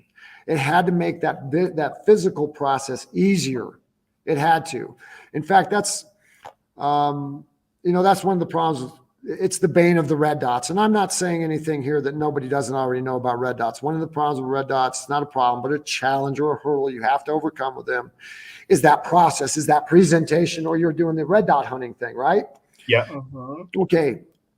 I wanted to make sure that there was something with this site that also aided that process. So it was always about two things: making sure your both eyes were open, because they're going to be open in the conflict. And the second, of course, is looking at your threat. That's the other thing. You are going, especially once again in a conflict, you're going to look at that threat. Mm-hmm. That threat that's coming at you, you're going to pay attention to it. In fact, so if I want to design that site where the threat became more integrated with the site, it actually ends up being a part of it to a very large degree. So those were the two big objectives there. The site, I designed it. I didn't say, okay, I'm going to design this site and then you got to train yourself to use it. I wanted the site to already work with the way you do normally, naturally. That was the objective. Now, have I achieved it? Does the site achieve it? We got some pretty good facts. It does. Seems to work. Okay. Yep. Some will argue it, and that's fine. And that's the other thing too. Look, there's no product out there. There's no product out there that works for everybody. That's a fact. It doesn't matter. There's no product out there that works for everyone. But we try to design this to work for the broadest group of people as possible, with not having to spend a huge amount of time at the range and learning it. It's very intuitive. It's pretty damn, it actually really is. I mean, most people only take some, 5-6 shots, and man, they're on. They've got it. So interesting question popped up. Gangrene wants to know. Now I know the answer to this, but he wants to know what it is that separates that from a red dot. There's a number of things that separate it from a red dot. The first problem is just what I said with the red dot. The problem with the red dot is that in no way the presentation part of shooting. So remember, there's two processes that occur when you're shooting. Okay, there's the visual process and the physical process. The very hard part with the red dots is, of course, the physical process. And you see this all the time. You get that red dot, you push it out, and you see people wiggling the end of the barrel because they're trying to find the red dot in the screen, correct? And this, I'm not saying anything that people don't already know. You can go on Google, YouTube, whatever right now, and there will be dozens and dozens and dozens of videos of how to get proficient with the red dot. Well, what's the cause of all those videos? It's that presentation. Yeah. Okay. And they'll tell you all these different styles and different techniques to get there. Look, that's the difference between mine and a red dot. Mine will absolutely help you with that physical presentation. It has the way it's designed, particularly the triangle. When you are presenting it, it will literally guide you in with what you're doing. That's the first thing. That's the big one with the red dot. The other difference with the red dot is, and this is where people can argue with me. They'll say I'm wrong. That's fine. I'm okay with that. When you got to remember that a dot is actually an illusion on glass. A red dot, I mean, that's what it is. It's on the glass. What this means is, if you don't have this really good presentation, there is this arc on that glass. And so just a tiny amount of twitch takes the red dot out of your field of view. Yeah. And you have no reference on it. Okay. With mine, and you can do this now, even with yours, if you take the front sight and pull it out of the box, you can still see where that dot is and you can adjust. Yeah. Does that make sense? There's nothing in it. There's no visual cues with a red dot as to whether you're right or left. If you're out of that window, whether you're right, left, high or low, there's no visual cues No at way all. to figure it out. None. Zero. And that's why the red dot. So that's why the red dot, unless you're a person who really does a lot of presentation and a lot of practice with it, you will, that skill diminishes too, by the way. Yeah. I think it does. If I may, one of the most interesting and realist separations between the triclops and the traditional red dot is there's no failure point. There's no electronics to it. No, There's no there's battery not. changing. There's no centering or there's no You don't have to zero it. to it. Yeah, it's very low maintenance. Look, we were talking about shit hits the fan. Mhm. Here's something that's very interesting. And we could have, and me and my partners, Chris and Matt, we could do it now. We could electronically enhance that site. We could with batteries and wires. We could do it. We could basically keep the same structure. Why? There's no point to it. It wouldn't make it any better. All it would do is add these other failure points. Okay. But here's something that's really interesting. So, and I've had people, I don't know if you ever saw the video where I beat it on the table. Yeah. I had some people say, well, looks kind of frail. And I'm like, really? Okay, dude, you can use that site like a hammer. It's a tank. So that's the first thing. Yeah, I designed it that way. I designed that thing to take abuse. We really did. It can take a massive amount of abuse and still function. I got a broken marble top dresser that I got to send you the invoice for. Yeah, yeah, it's pretty tough. It's strong. It's strong. So, but here's something to think about. We were talking shit hits the fan. You can't get batteries. Here's another thing. EMP. EMP has evolved. It used to be when you were talking about EMP, the only way you really would have to suffer some form of EMP effect was if someone detonated a nuke, 10,000 feet up in altitude, right? Mm-hmm. That's a long time ago. EMP has changed. Yeah. You have one of the huge advantages that the U.S. military, our military has, is its ability to engage in electronic warfare. Okay, do not kid yourself. The other side knows this, and for 10 to 15, 20 years at least, they have been operating and trying to create new ways of using EMP as a weapon. And in fact, one of the biggest is localized EMP. Okay. What they call near center EMP. So basically, put it this way: let's say you have a drone and they drop from this drone a package. Package goes down 1,000 feet and it bursts, and it's an EMP. And pretty much anything within a half-mile radius of that is affected. Okay, they haven't shown this yet. You haven't heard about this yet. It's not out there. Yeah, don't kid yourself. They're working on it, and so is everybody else. In fact, let me tell you how advanced EMP localized has become. In fact, you can do this yourself. I'll send you a link. The U.S. military just put a patent on a device that goes on the end that the average infantryman can put on the end of their rifle. Okay. They pull out their magazine. They insert a very unique special cartridge. It's actually what powers this unit that they attach to the end of the rifle. Like the fuel tank. You put it in the chamber. It's your regular rifle issued. Put it in. You take that rifle. You aim at a drone, an enemy drone. Pull the trigger, and guess what it does? Wow. Drone goes down. What do you think it is? It's a form of EMP. EMP. And I'll send you the link. You can put it on your site. So when I say now, if they already have this capability and it's public. Make no mistake, there's a lot of other things there are. And I hear rumors. I hear from different people. Don't kid yourself. EMP is here. And here's the problem with the red dot. If it became an EMP, red dots operate digitally. They are incredibly vulnerable to EMP. They have no resistance.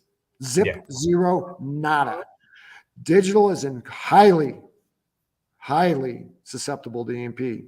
That's a fact. So that's another reason why, and it is my opinion, and I've heard this also from other people who are far more knowledgeable than I am, way no more than I do, that have said, look, EMP is going to be part of the modern battlefield. Yeah. Be prepared. It is going to be part of the modern battlefield. And by definition, when you start talking about it being part of the modern battlefield, it will bleed its way out into terrorism, small-scale warfare. All that. Yeah. It's here. You know how it goes. When this is just a weird theory, but it just so happens ever since like Dick Tracy days, when you see it in a movie, believe me, it's in the works in real life. Yeah, you have no idea what some of the military scientists and all the secret programs, what they're working on, and not just ours. It's not just the U.S. military. It's China. It's God knows who else. But Right. you can absolutely believe that EMP is no longer what it was 20 years ago. We at some point will, we as a country, as a nation, as people, or whatever, we're going to see it in action in the very near future. You better believe it. Definitely. You better believe it. So that's another reason. Really quick, before we run out of here, just two questions I saw that were directed toward the Triclops sites. The amount of models. Now I know that they're not for every single gun, but a few very specific firearms that are super common. If I'm right, the Glock. Well, we have the Glocks, the Mhm. Springfield XD series, a lot of the Smith & Wesson. We're working, so it takes us time. We custom, every single one of our sites is custom fit to that specific gun. Yeah. And okay, every one of them. We don't do anything universal. That's not how we operate. We engineer these things down to the tenths of an inch or thousandths of an inch. Thousands. We want them spot. They're custom engineered to each gun so that there's not problems. So we have, I think we have 35 or 36 models currently right now. Now, we are growing this as time goes on, of course. Yes. We keep making more and more and more. So if you have a certain particular model and we haven't gotten to it yet, we're working on it. Yes. Absolutely. We are. The best thing to do sometimes is maybe just email us, throw it out there, what you got. And I'll tell you where it's at in the queue. We just did a bunch for Palmetto State Armory. They have an amazing Glock clone called the Dagger. Yeah, that is an outstanding Glock clone. In some ways I like it better than the Glock, to be honest with you. everybody does. Yeah. So my partner bought one. We all love it. We're like, man, we got to make more sights for this. We got to have our sights ready for this gun because it's gonna be popular. That's a fact. It's a great piece of equipment. So we're just expanding. We're working on it. If you got something, that's all I can tell you. My two partners, we got machinists and engineers. They got big brains. They're smarter than I am. I just design things. That's how you live life, man. You always got to be surrounded by somebody smarter than you. Well, and this is what we know goes back to what we were talking about, different skills, baby. You got to have people around you with different skills. That's right. If you're the smartest one in the room, then you're in the wrong room. Bingo. Especially if it's me. That guy with guns, he said he needs that dagger. Yeah, we got your message, brother. We're on it. Good. We'll get it to him.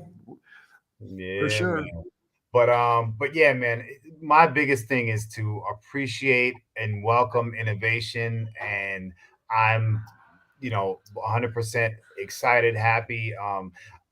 He might be, and some other people in this chat might be well aware that the firearm that I was able to put it on, I was done with. I didn't like this gun. I'm going to show everybody what it looks like. I just got to take the gun apart really quickly. But I was done with the K-12 Sport. I didn't like the way it shoot. The sights were terrible for me, and I stopped shooting it. And for one, the fact that you guys made anything for the K-12 Sport, I was like, oh my God, I got to check this out. But aside from that, it catered to one of my disabilities, or whatever you want to call it, my weaknesses. And it was like the perfect fix for it. So it's interesting. It's interesting. My partner Matt, we had that gun. My partner Matt, he got that gun not too long ago, about a month and a half, 2 months ago, and that's part of the reason why we had it ready to rumble. We had already prototyped that one because he had it. Now, it's funny you say that weapon. Here's what's interesting. We talk about firearms, and we'll get back to hardcore firearms talk, right? I shot that. Of course, I did a lot of testing. We have our own ballistic geometry for each gun we do. We test this. I test the crap out of them. I make sure they're spot on, right? Literally field testing, mechanical testing, everything. But what's interesting about that gun, now I shot that gun when I was testing it. I didn't like it very much. Now, here's the thing. Does that mean it's a junk gun? Absolutely not. That's a solid gun. It runs. It It runs. runs. It just doesn't fit my hand and the way I shoot. It just doesn't integrate real well with me. Doesn't mean there's a problem with the firearm. It's just I have giant meat hooks and my hands just don't quite work with it right. It just doesn't feel correct to me. So when we were talking about, you come on the channel and we talk about products, the one thing that I see that most people don't concentrate on when they buy a handgun is the grip. That grip is incredibly important to how well you're going to shoot. Yeah. So, and people don't think about that. So even the Glocks, the Glocks have a different angle than say a 1911 on their grip. Yep. They're different cant. So just that alone can make a difference. It doesn't mean one gun's better inherently or one gun's worse. It just means it may be better or worse for you. But the one thing people I don't see do emphasize enough is the grip. When you buy a handgun, you really need to feel that grip. Yeah. It makes a world of difference in your shooting, Yeah. especially if you're new. To me, it brings confidence.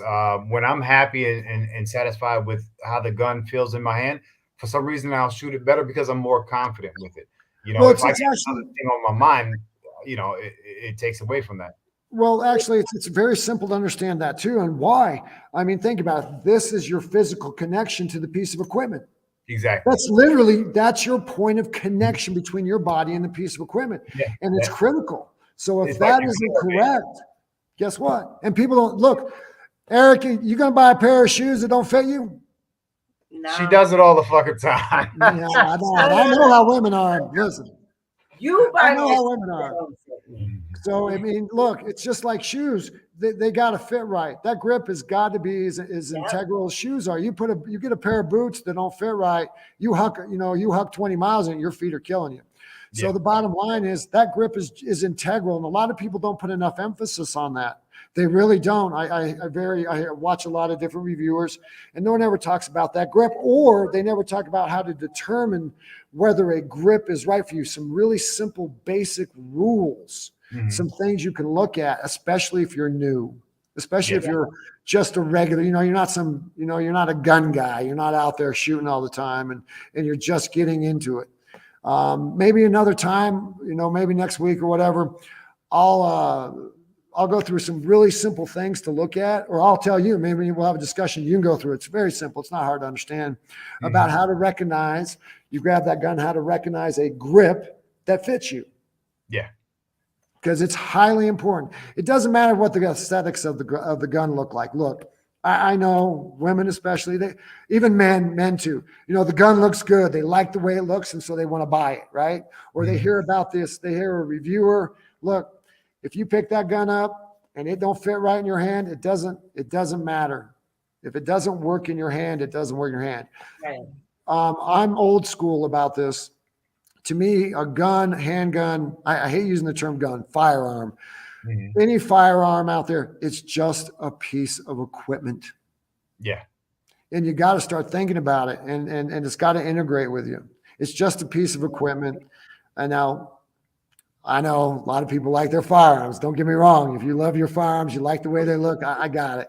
I'm just an old guy. That's the problem. Like I said, I'm old school. All my guns got scratches. They've been in the dirt. They've been hit, whacked, banged.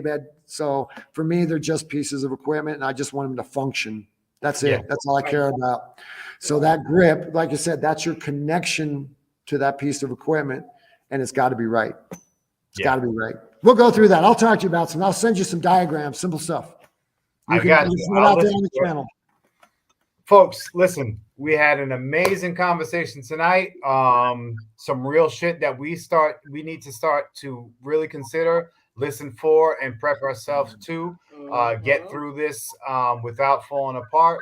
And definitely support each other. Continue to come into conversations like this to be informed.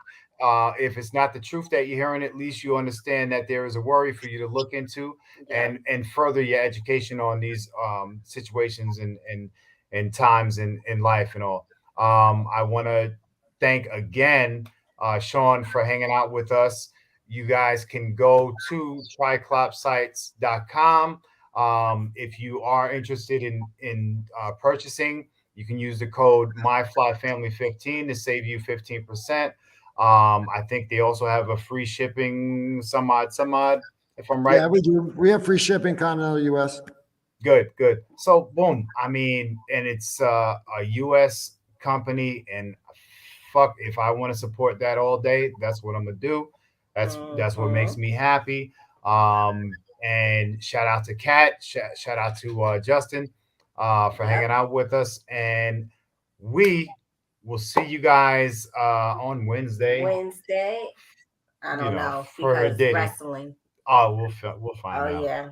We'll find out. Yeah. But before I go, let me pay the bills. This is mad late. I'm sorry. We dropping down. Don't forget, tickets are on sale for regular meetup 4 in Ohio, in Southwest Ohio. Yep. We'll make sure that we lean into that more on Wednesday or whatever and remind Yep. everybody. But till then, Sean, anything for the people? Hey, go out, shoot, have fun. You learn That's better when you're having fun, baby. It's the truth. Have fun. I appreciate you, brother, for hanging out with us and definitely digging into the conversation that we were having today. Had a And good time. yeah, thank you, You thank It's you, did important. too. I did. thank you. It's important. You're Great bringing point. up the right topics, in my opinion. True that, true that, Straight up. true that. Man, y'all enjoy the night, and we will see y'all soon. Be safe.